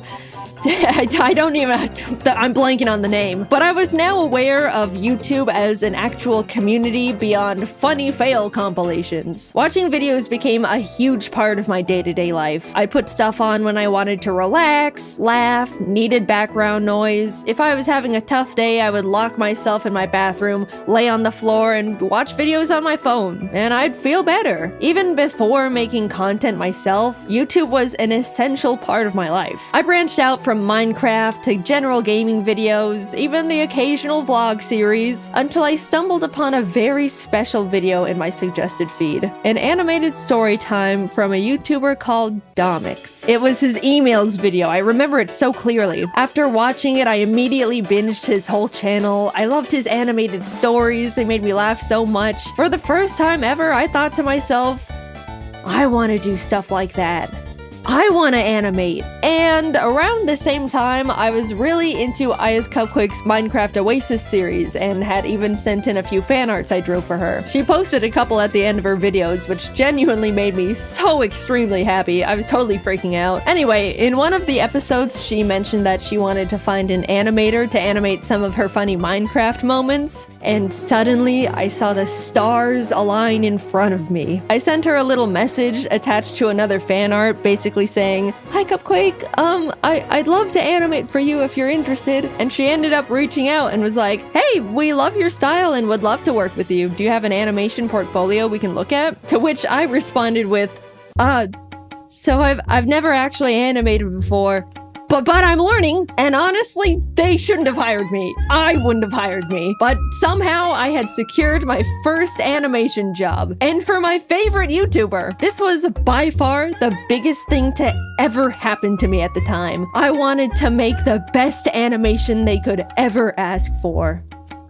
Now, I just had to learn how to animate. No joke, I literally typed how to animate and Adobe Flash tutorial into the YouTube search bar. That's how I learned. No class or school or nothing. I vividly remember opening Adobe Flash for the first time and wishing I could just skip forward in time to when I already knew how to even use the program because I was so confused. Humble beginnings, what can I say? And honestly, that's all it takes. People ask me all the time how I learned to animate, how I do this and that, what program to use. But you already have the biggest source of free online information at your fingertips. Just type whatever you want to learn into the search bar and people will literally teach it to you, no strings attached. While working on the animation for Cupquake and her husband Red, I talked to them about how I also wanted to make YouTube videos, that I wanted to animate little stories but was too nervous. They were both really supportive and encouraging, saying they'll put a link to my channel in the description of the animation to help me and stuff. I'll be completely honest, if Cupquake and Red didn't hire me and offer to help give me that initial push to start a YouTube channel,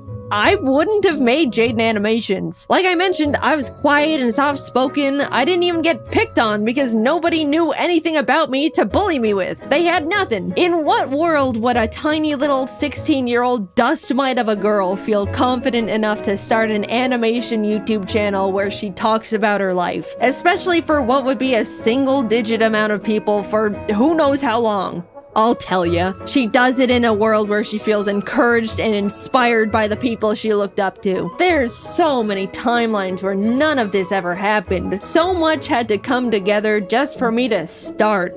And against all odds, it did. I finished the animation, they posted it, and I spent pretty much the entire month reading every single comment. Everyone loved it, it was doing really well. I remember messaging Cupquake a giant soppy thank you paragraph when the video hit 1 million views. By the way, the entire animation was made on only 3 layers because any more would make my brain confused. I genuinely cannot believe they hired me. At the same time, I posted my very first video as JaidenAnimations, introducing myself and announcing that I'm gonna try out making animation videos. It's funny looking back at because if you don't know all the context, you'll watch my first video and be like, who is this dumbass talking to? She just started the channel, there's no audience yet. The shout out Cupquake gave me in the description gave me the boost I needed to shake the second thoughts. I gained 2,000 or 3,000 subscribers right out the gate, and ever since then I wanted to keep making more content, and I was really excited about it. I made more animations for Cupquake for a couple years alongside posting my own stupid little videos until eventually parting ways with them to focus entirely on JaidenAnimations.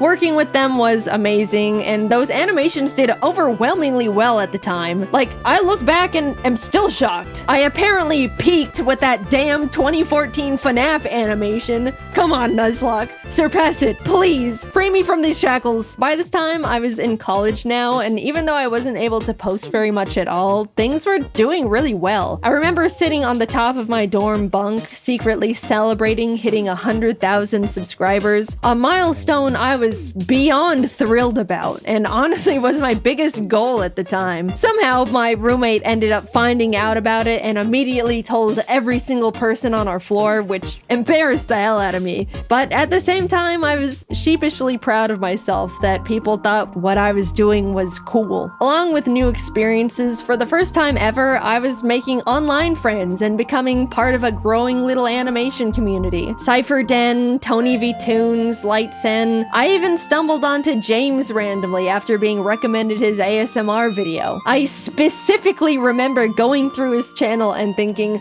I can't believe this guy doesn't have more subscribers, he's so funny. And well, would you look at that. After finishing my first year in college, I ended up talking to my parents about taking a gap year to see where all this YouTube stuff could go. They were, of course, hesitant at first. Making videos on YouTube for money?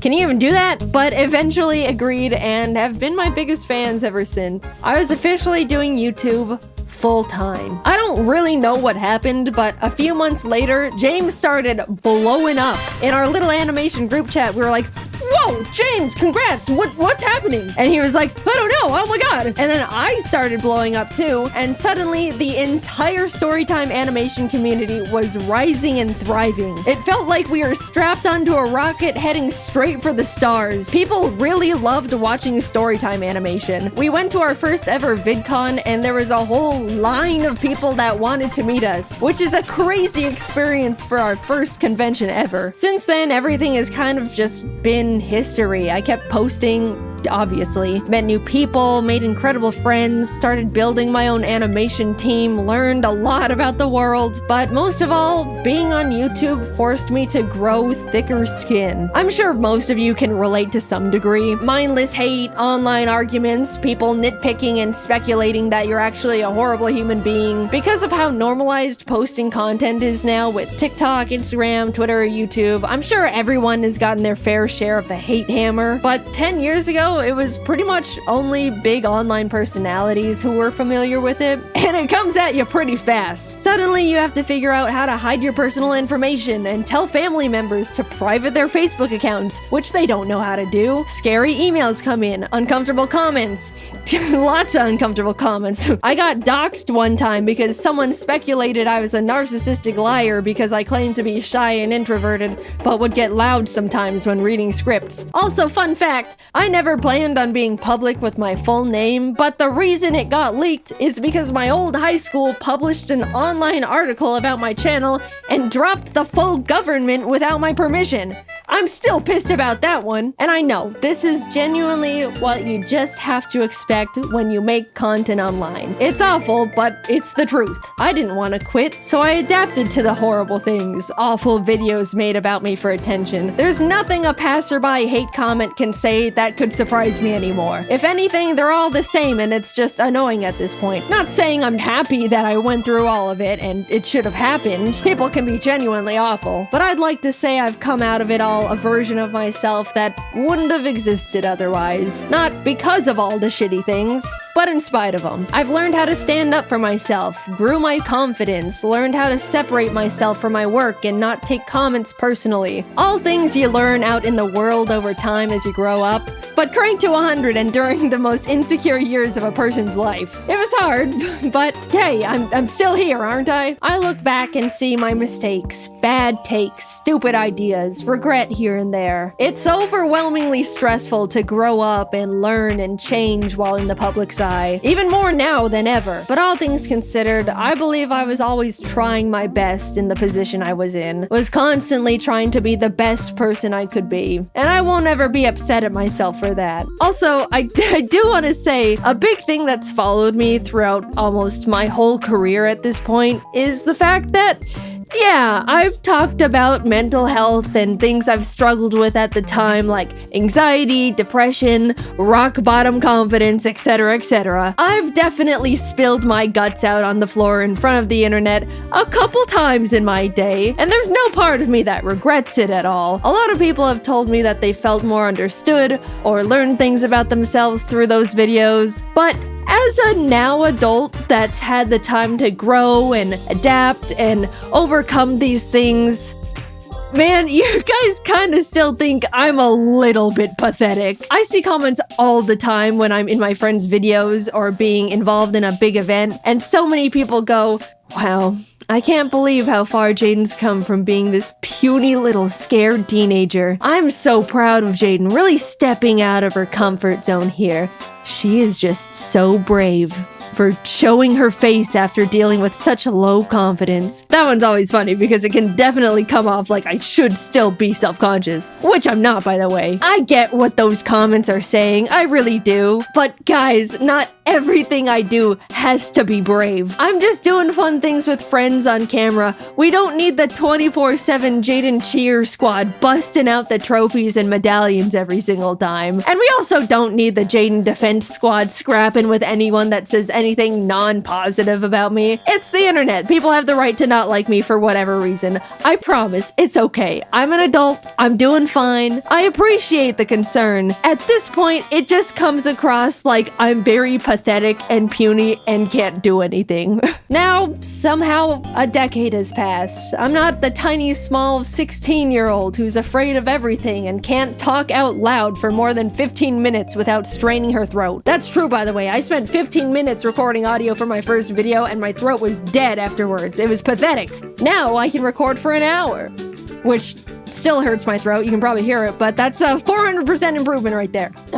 I'm 26, created hundreds of hours worth of content, have the most wonderful team in the world behind me, am surrounded by amazing friends, live with the most important person in my life, with the most important little creatures in my life. I've gotten to meet content creators I've looked up to, got to tour and travel the world with talented friends, talk on panels to hundreds of people who wanted to hear what I had to say, been able to tell the people that inspired me how big of a role they've played in my career, and even got to stand next to them as an equal.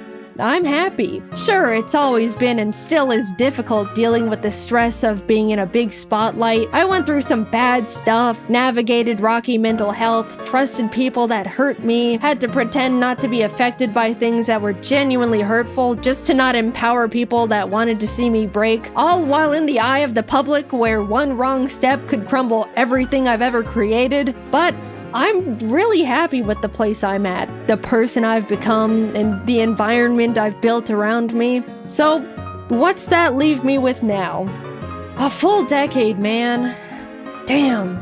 10 years of the most difficult, enjoyable, terrifying, exciting, stressful, grateful, soul-crushing, unforgettably special moments of my life. How lucky and grateful I am to have the privilege to say I've gotten to experience so many impossible things, to have so many dreams created and come true, to see myself persist through such a difficult position to be in. After taking a lot of time reminiscing and thinking about what could come next, the direction I want to take to follow what could keep making me happy, I've come to accept that YouTube isn't gonna be part of it. I'm happy with what I've accomplished. I had my rise and grind years, I experienced real and true passion. That's all I could really ask for here. There's not much else I want to do beyond it at this point. But before you freak out, I'm not quitting right this moment. I still absolutely love making content and still have the desire to keep making videos. But my YouTube years are numbered now. I fantasize about logging off as JaidenAnimations and becoming a normal person again. I want to move to a random-ass town in a random-ass place, have a little house with my creatures, have a normal job with normal hours and normal problems, live a life where people don't know who I am before I introduce myself. Not saying I don't like being recognized. You can come up to me, I promise, I don't mind. But eventually I just want to feel like a person again. Normal is rapidly changing nowadays, but I don't want this chronically online lifestyle forever. How nice it would feel to one day not have to triple check every single thing I say in fear of people's pitchforks, or fear for my safety when people maliciously leak my private information, or even be constantly surrounded by strangers' opinions on me and every version of myself I've ever been, every moment of my life. I hold it all together pretty well, I'd say. I mean, it's my job to. And none of these negatives have and ever will outweigh the positive aspects of this incredible opportunity that you guys have allowed me to have. I don't want to come across like I'm complaining. I very much understand this is just unfortunately part of it all, and I'm very privileged and very grateful. But I can't do it forever.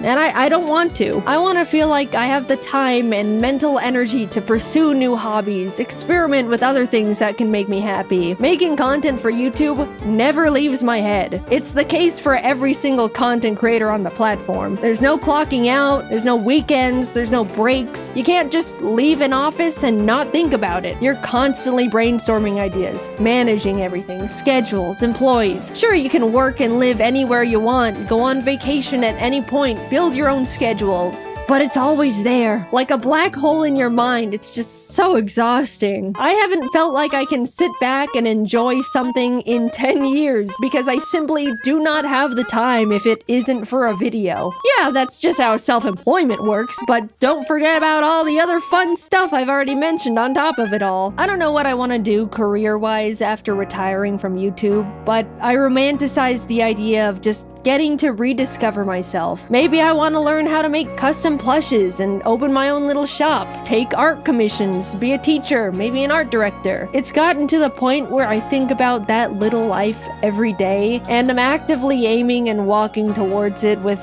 every decision I make. Oh, let me tell you, I genuinely cannot wait to live it one day. But there's this other side of me that's so terrified. I've spent my entire young adult life in front of an audience, doing pretty much one thing. I don't know what it's like to live without a platform, surrounded by a huge audience anymore. It scares me, like a lot. I don't want to need this, but I'm scared that I do. In some way. When the time comes, I'll definitely work on that fear in therapy or something, but I do think about it a lot. I'm not done with YouTube just yet. I still want to make animations and tell stories, animate little gaming videos. I still just love it so much, and I'm not going away just yet. Sorry to disappoint some of you. I just wanted to let you guys know how grateful I am that you've helped me be right here. I've gotten to meet hundreds of people who told me how much they liked my videos, felt inspired, discovered something about themselves, even did something as small as laugh at one of my stupid ass jokes. I can't wrap my head around the idea that a lot of you grew up watching my videos and are like functioning people in society now. That one always feels like. I know you're not calling me old, but you're calling me old. I'm grateful for all the art people have drawn for me. Even now, it's still so surreal. From the cute little doodles from kids to jaw-dropping, fully rendered pieces from artists of all ages. Like, you guys are better artists than me at this point. What do you mean I inspired you? Why does my art look like that then? The whole reason I show fan art at the end of my videos is because I look back at the feeling I got when Cupquake put my art in her videos, and I want to be able to give that back to other artists. People have told me they watch my videos to laugh, listen to while working, to feel better after a crummy day. All the ways I used to consume YouTube back in my day. Even though it's easy for me to tell myself, they're just little stupid videos I make. What's the big deal? It kind of also feels like I get to contribute to a cycle I used to be on the other side of and pay it back. I don't know, it just feels good knowing I've made stuff that's made people feel better in a way that other content creators used to make me feel better. I've rambled quite a bit, but thank you for letting me make these silly videos for 10 years. I never would have thought any of this could have happened to little old me, and definitely not for this long. I absolutely thought I would have been tossed aside and forgotten by now. I look back at when things were starting to roll, and I was like, I've got like a 3-year shelf life left. I'm forever grateful for you, my friends, my family, my team. I don't know what my life would have looked like if I didn't type Minecraft into the YouTube search bar when I was 14. Who knows how much more time we have with each other, but just know it has been and still is an honor to be here. And until then, I'll be doing my best to keep doing what I've been doing for 10 years and just make these silly little animations. You know, the timing is a little awkward to have just won a giant MrBeast YouTuber challenge that put a lot of eyes on my channel, only for the first thing for me to put out since winning is me talking about how I'm really tired and want to retire one day.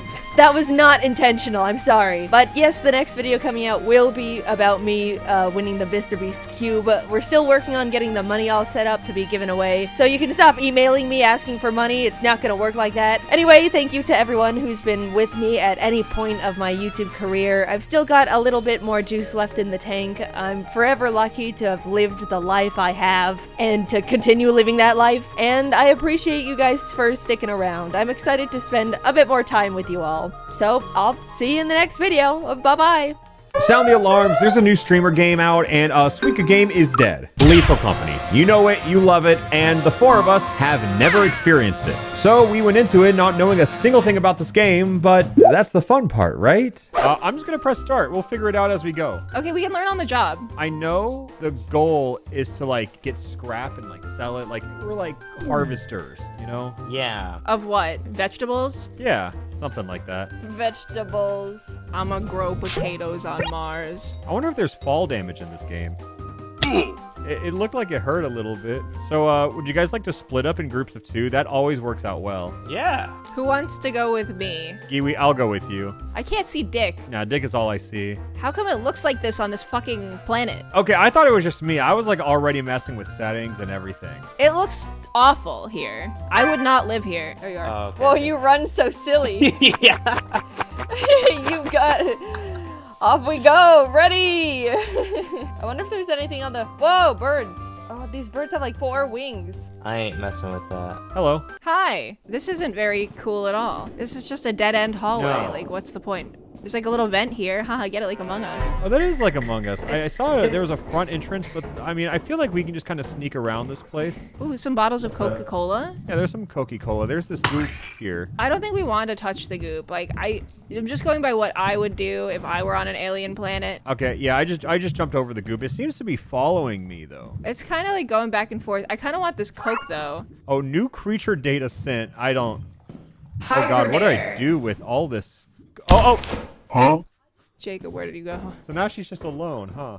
Jacob, where did you go? There's a fucking hygro there. A tip from beyond the grave. You can't make that jump. Okay. Fuck.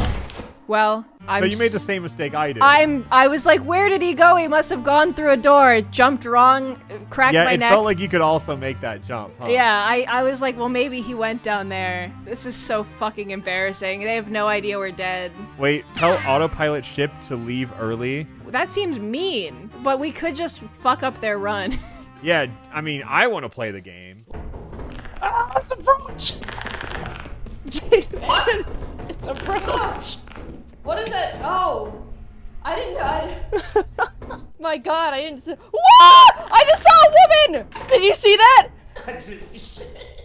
There's a woman in the door, dude, and she like hopped, like did a little dance. She was bald. There's bald ladies here. I don't like this. I don't want to go there. Let's go like this way now. Just kidding, dude. I don't want to be like here. I think we should go to the people. I think we should go as like a one big group, to be honest. Because if one of us dies, then we're here alone. All right, we gotta find our friends. Yeah, we side bet who dies first. I say Jaiden. I think Jaiden, because she's like leading the way, so she's gonna run into problems first. Are you guys over here? Oh no, they're looking for us. They can't even find our bodies because we fell down a hole. This is so sad. Wait, they're on the ship. I say let's autopilot leave early now that they're on the ship. Okay, I'm doing it. They won't get left behind now, I think. Please return by 10. A vote has been cast and autopilot. Oh. It looks like Giwi and Jacob are alone. Nope. No. Well, Nope, in a way we're alone. Aren't we all alone in the end? We're gonna leave without them. I think they're dead. He figured it out. Leave it to the world's greatest. Are you guys there? Okay, well now they know. You guys just straight up died? What happened? It was not a successful mission. We had a really brave fight with a big monster, but don't worry about it. Yeah, we saw a roach and like a bald lady, and Oh we're no, like, we we'll saw just like go back. 100 roaches. Actually. We saw like maybe a dragon. I don't know. Oh my god. Yeah. Okay, well let's all stay together then. Okay. Why? Second time's a charm. All four of us are in the same place though, which is a better start than last. Yes. Oh, it's the slime thing. It's coming towards us. Back. I can't imagine we're supposed to touch it. You want me to like pull it away Yeah, from don't. everyone? You don't want to go on the banisters. Oh, Void. We lost Void. Surely that thing can't climb stairs. Okay, it can climb upstairs though, so that's good to know. I'm out of here. No, Jaiden! Did she die? No, she left. That's kind of nice. Yeah. You're dancing. Look, they're all dancing without me. Oh no, quicksand! Oh, that's quicksand. Get out of here. Get out. Oh, no! Oh, dear. No, I heard like a little. No, more. There's more. This is quicksand. This is quicksand. Just jump on the side. Jump on the side. We're good. We're good. Just jump. I'm going down. Jacob. I can feel it. I'm going down. I'm going under. This sucks. No. Hey, there's a learning curve, okay? No survivors. All scrap lost. And we got fined. 4 casualties. We're in debt. We don't have We got money. fined for dying. One day One left. day left to meet profit quota. This has to be a big day for us, okay? Later that same evening. Guys, I got a jar of pickles. No way. I got a light. Look. Increased levels of radiation. Okay, will someone bring the radiation back to the ship? Here, I'll go with Jaden. You guys explore. I also have a jar of pickles, and I'll carry that back to the I'm ship. I'm not exploring. Okay, I'll explore. Oh my god, what is that orb? No, this is where we... What? What was that sting? I don't know. I'm going back to the ship. Fuck this. Surely Solid we have side. time to get one more treasure. Yeah, it's 3 p.m. We can do it. One more. Hell yeah, break it down. Oh no, it's definitely darker in here. I'm like less open to being here now. I got a steering wheel. I'm out. Oh, Yeah, or- Jacob, do you want to find one more treasure? yeah, I'm gonna see what else I can find. Okay, what time is it? Oh, look at this. Oh I yeah, got a that's beat time awesome. engine. Let's get the Holy fuck shit. out of here. I think we win. Okay, yeah, I'm down to just take this and go back. Where are you, Jacob? Follow the sound. What the fuck was that? That's the sound I need you to follow. I can't find you. Oh, what the fuck is that? What? Huh? Jacob, there's noises. Do you think Giwi's dead? I fucking hate this. Please! Jacob, did you fucking die? Did you drop the expensive engine? This was a huge mistake. We're not making it back. Yeah, look at this shit. Oh, $37? Not bad. I'm gonna try and get out. Ah! Oh my lord, I'm getting... Let me out. I'm fucking dead. She looks alive. That's good. She looks alive! Oh, she's dead. She's totally dead. Well, I I think ki- we I can kinda wanna try to go find in her there and- body and bring her back. Oh, it's like Five you Nights do at th- Freddy's. The door's running out. Can we go home, Giwi? Actually, yeah, let's go home. You're the one that can sit Oh in the shit, home. it is. Oh. Wait, this the 0%. Let's go. We gotta go. Ah! Ah! Let us out! Wait, it said eyeless dog. I don't think he can see us. Are you kidding right now? Jacob, you just left me there! I was running. I was running too. Okay, so we're figuring things out, at least, you know? Look, we made some money, but we did sustain a lot of losses of life. We're here, I think. Hazard level safe. That's what you like to see. I assume we ring the bell. Can we ring the bell? That's everything, right? I'm feeling accomplished. The customer service is a little suspect. Ah! Oh! Yeah, selling shit. Anyone on the terminal? We can like buy shit on here with that money we just got. We can get walkie-talkies, flashlights, shovels, lock picks, pro flashlights, stun grenades, boombox, inhalant, and that's like all we could buy. The others are too expensive. Oh! A supply drop! Yay! Do we all get Oh, one? okay. How many did we get? Two? That was so awesome.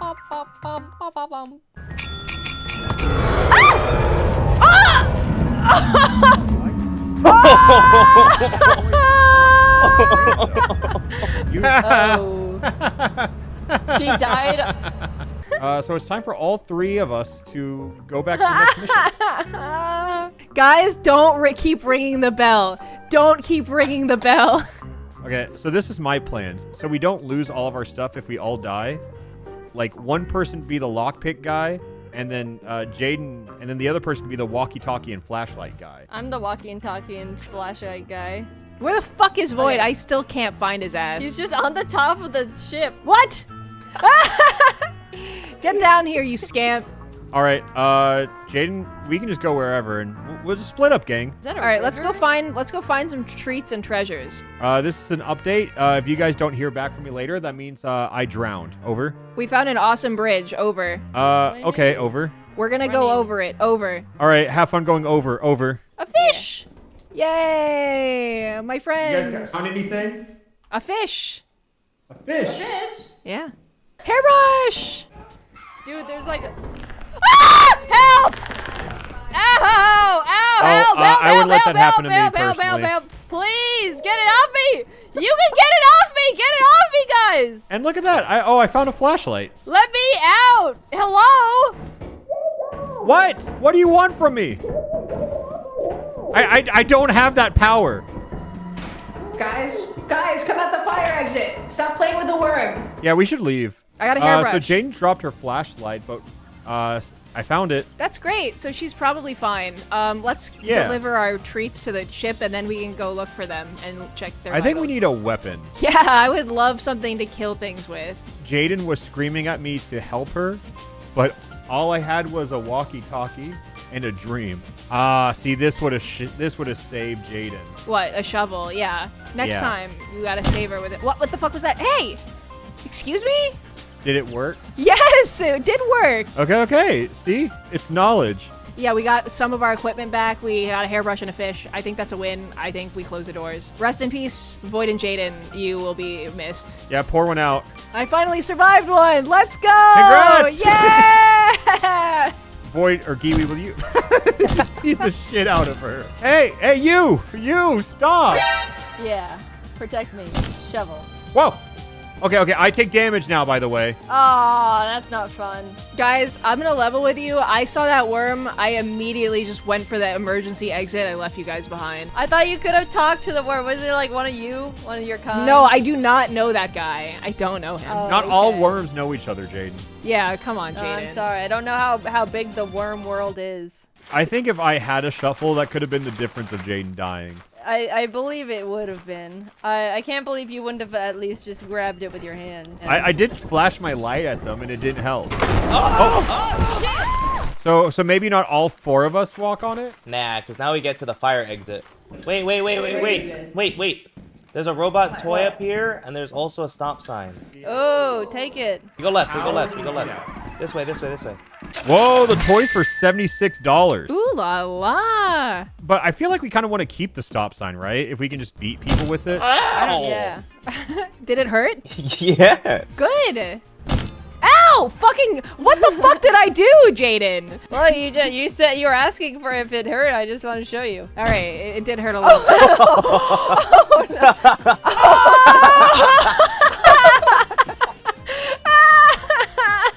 Oh, Jacob, no. Hey. Sorry, Jacob. Everybody point at who did it. You can tell she's really sorry. I'm glad we learned that the shovel fucking hurts. Anyways. I didn't know it was like a 2-shot KO. I am thinking Jaden might be the imposter. I'm gonna be real with you guys.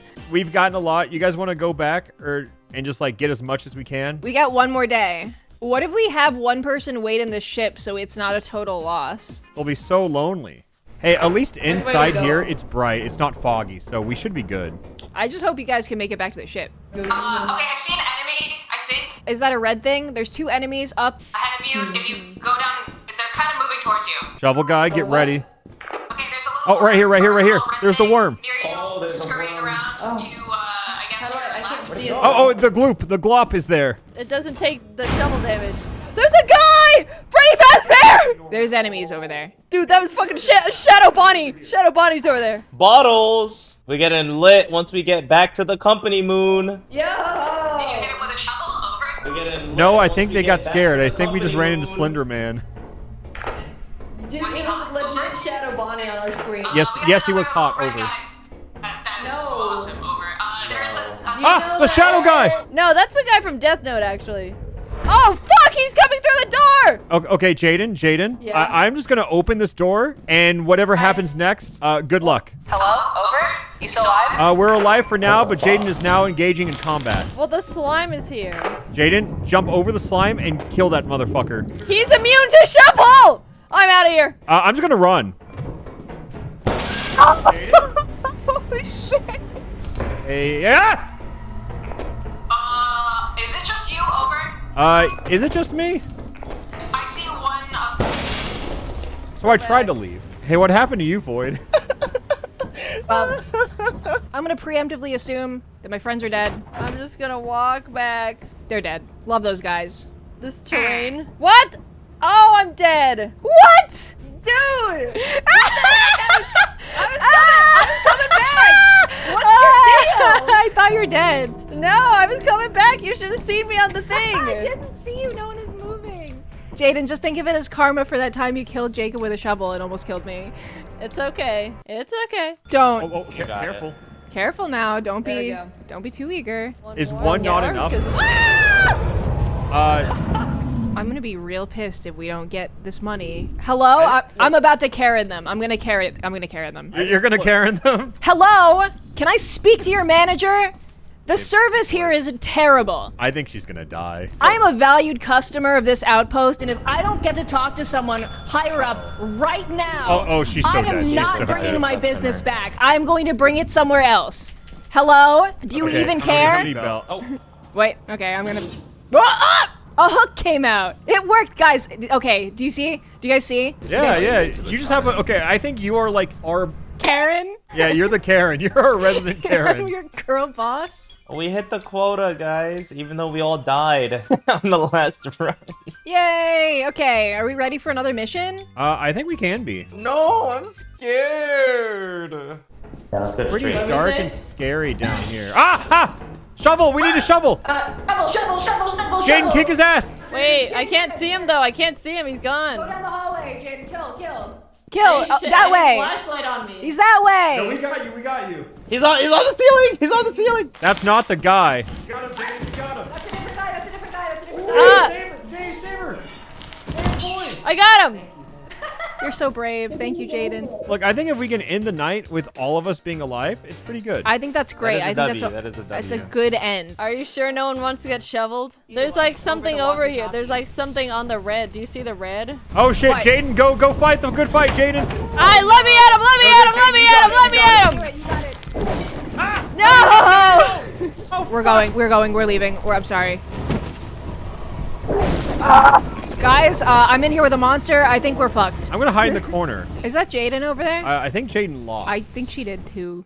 I thought we were all gonna survive. We could have. I thought we were gonna survive too. What happened to let's all survive? Dude, no, like the only reason he got me is he bit me in the middle of my swing. I had that shit. Dude, I was all the way in the corner. And he just looked at me and he was like, "You're next." He dived in, killed me, and dipped. You just wanna go back again? Yes. Oh, here's a giant fucking. Whoa.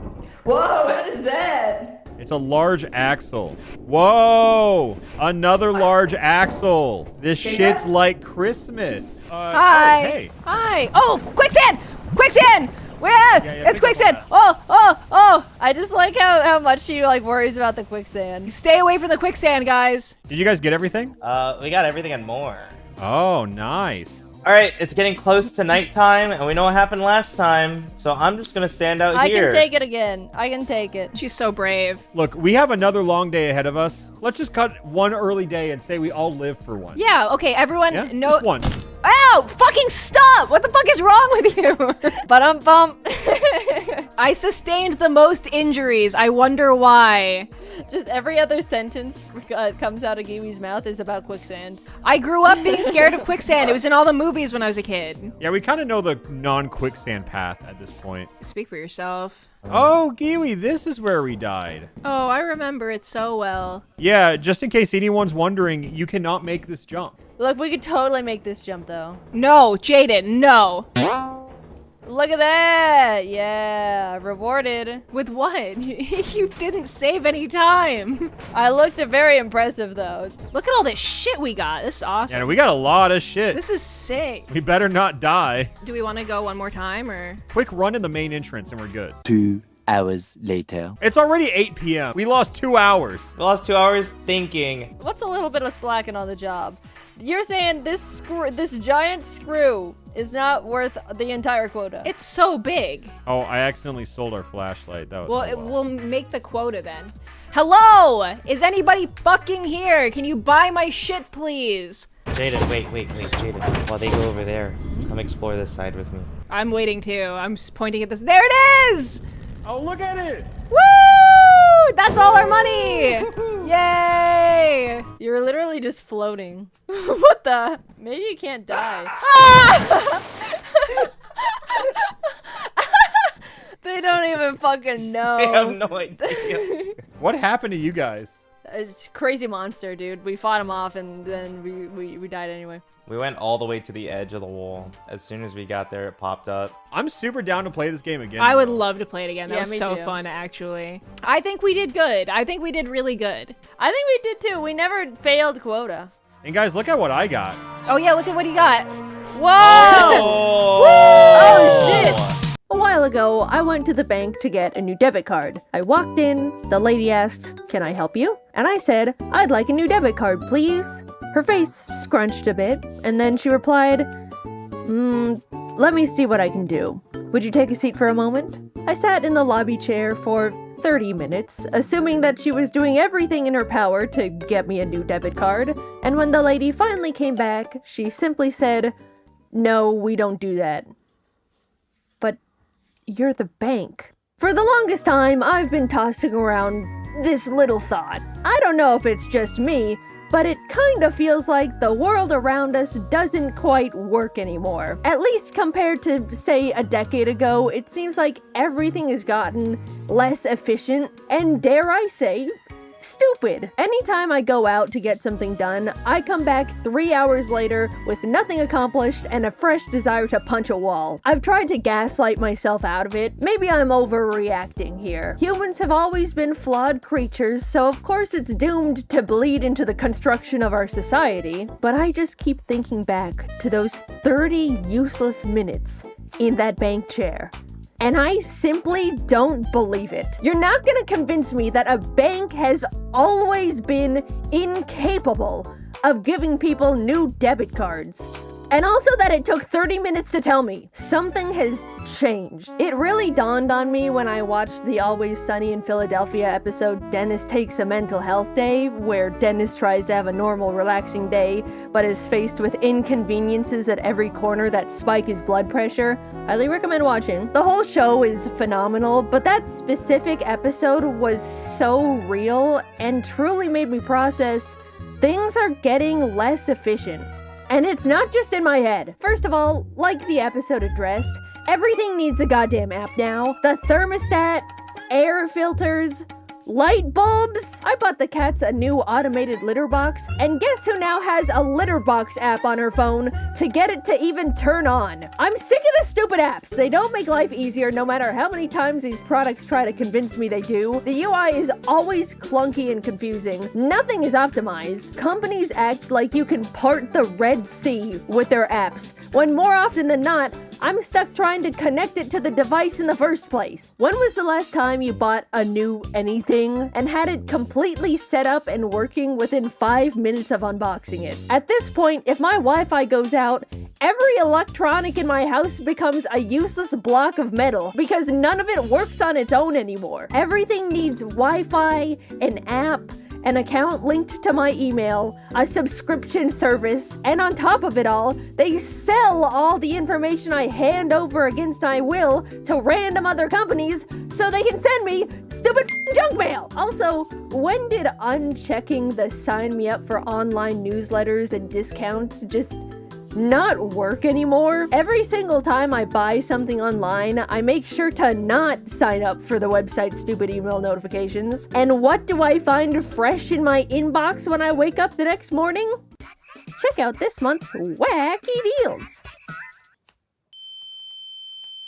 So I have an electric car, right? One day, it just straight up refused to play music. After troubleshooting for 5 minutes, it turned out I needed to download a software update to my car, even though the music worked perfectly normal before the update. Sure, fine, the future's now. But for some reason, the car couldn't find or connect to the Wi-Fi, so because of that, I get to experience LA traffic in pure silence. I spent thousands of dollars on a car just for it to randomly not be able to perform a task cars have been able to do for the past 70 years. I do like electric cars. They're better for the environment, and it's great not having to go to the gas station. But let's not pretend the car has to be a computer now. I got one of those modern tech cars that made the innovative choice to remove all the physical buttons and knobs and put every single basic feature into the car's giant giant touchscreen. Before getting it, I didn't think that would affect my experience too much. I thought,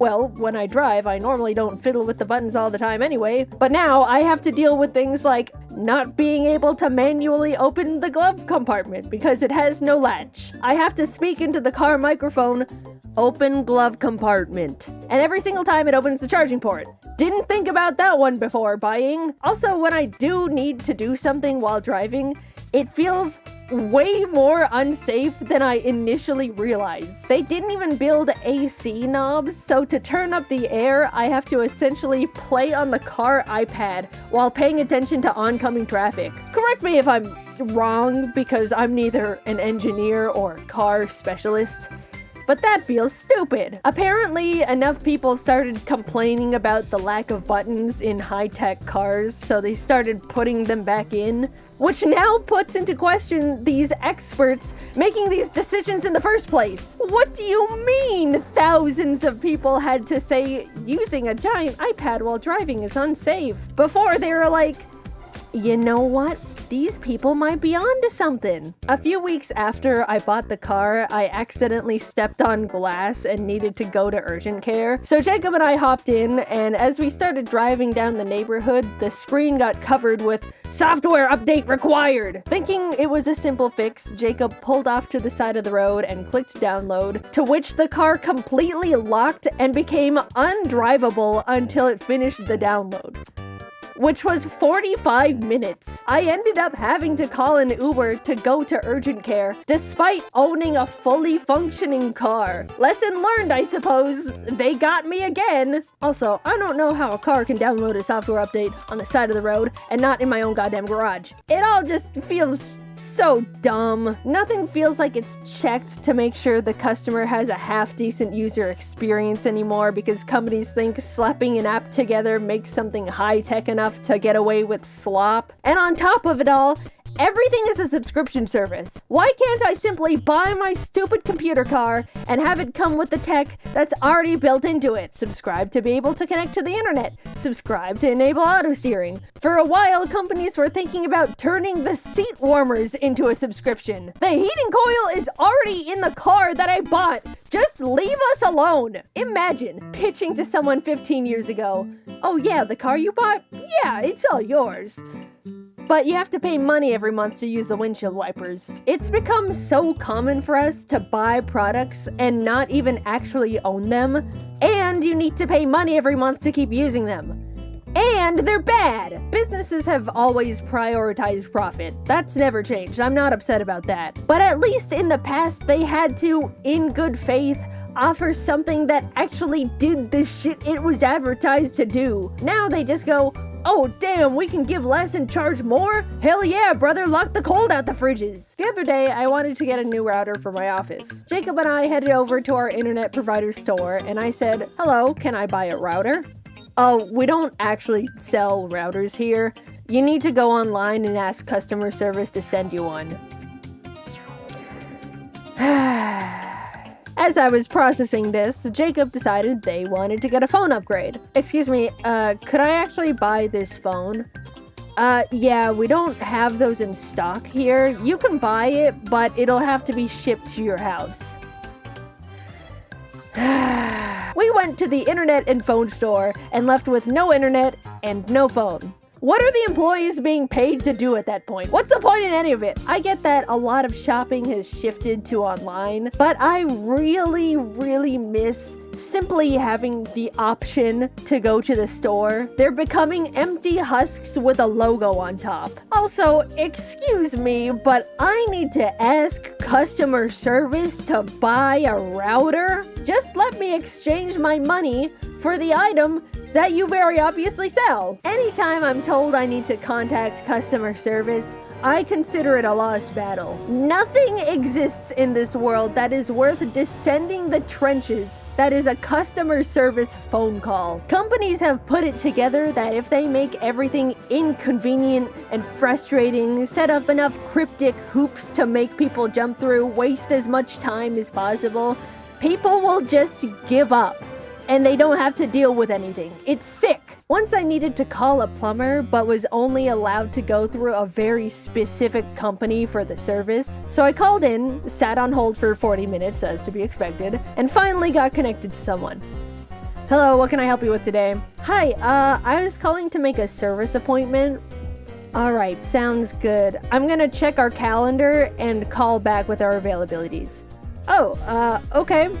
Thank you. And so I waited for 2 days, and she never called me back. So, of course, I call back, sit on hold for another 40 minutes, and try again. Hello, what can I help you with today? Hi, I'm calling to make a service appointment. I called before, but no one called me back, so I wanted to follow up on that. Okay, let me check. We're available in a month at 7 a.m. Oh, okay. Are there no other times available? Nope. Alright, I can do in a month at 7 a.m. Thank you very much. Awesome. Exactly what I wanted. A month comes and goes, and the day before the appointment, I get a call from the plumbing company. Hello, I'm calling to let you know the person that was scheduled to do your service appointment is sick and will have to cancel it. Okay. When's the next available appointment? In 2 weeks? Okay. Thank you. At this point, I was fuming, right? How hard could it be to get a very specific company to provide a service they forced me to use them for? Well, get this. I woke up the next morning at 10 a.m. because I didn't have to wake up early anymore, looked at my phone, and saw a single missed call from, of course, the plumbing company. Hello, the plumber arrived at the location this morning at 6 a.m. but left because no one was home. Please call back to reschedule. Thank you. Guys, I can't even write into words what I was feeling that moment, because if I did, this would be the last video of my career. A single service appointment is all I ask for my sink that is dissolving at this point. Also, we're completely brushing over the fact they arrived an hour early for the canceled appointment, so I would have missed it anyway. And just like that, it was all back at square one. And you know what? I gave up. Congratulations, plumbing company. You won! The trophy?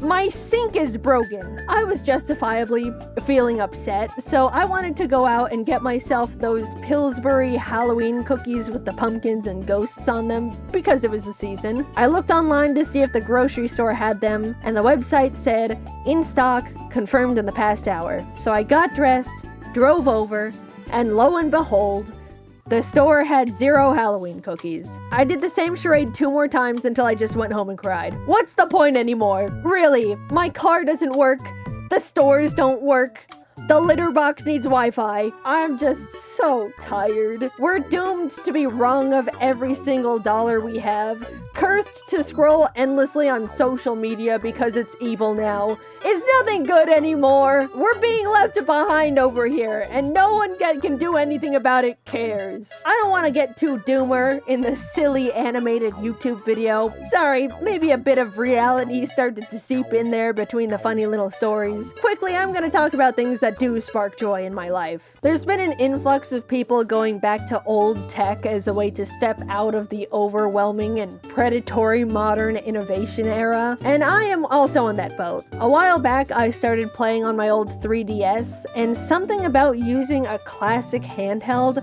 rewires my brain in the best way. Being all bundled up with your DS, no second monitor content, maybe some snacks, it feels like my mind gets to heal from the constant rot, cleansed from the addicting flashing colors and stimuli of current media. Another way I heal from the evils is by seeing all of my best friends. Truly going out and being with people in real life is the medicine that heals all. I'm not joking. No matter how much the world breaks me down, a good hangout with friends to vent and blow off steam really does take the edge off.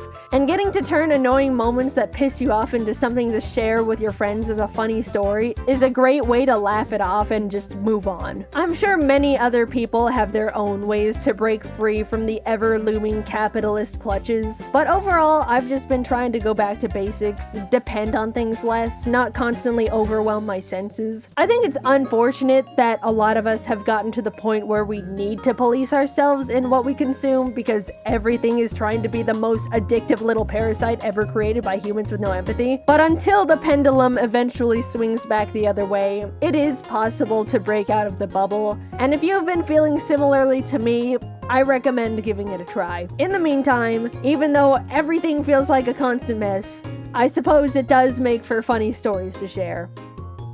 I didn't realize I scripted 2 different complaining videos in a row. I'm really sorry about that. I didn't mean to, and it comes across really negative. But the next video is very, very, very positive. I'm really excited for you guys to see that one. I've been excited about that one for a long time. Thanks for watching. I'm done complaining for a while. It's all out of my system now.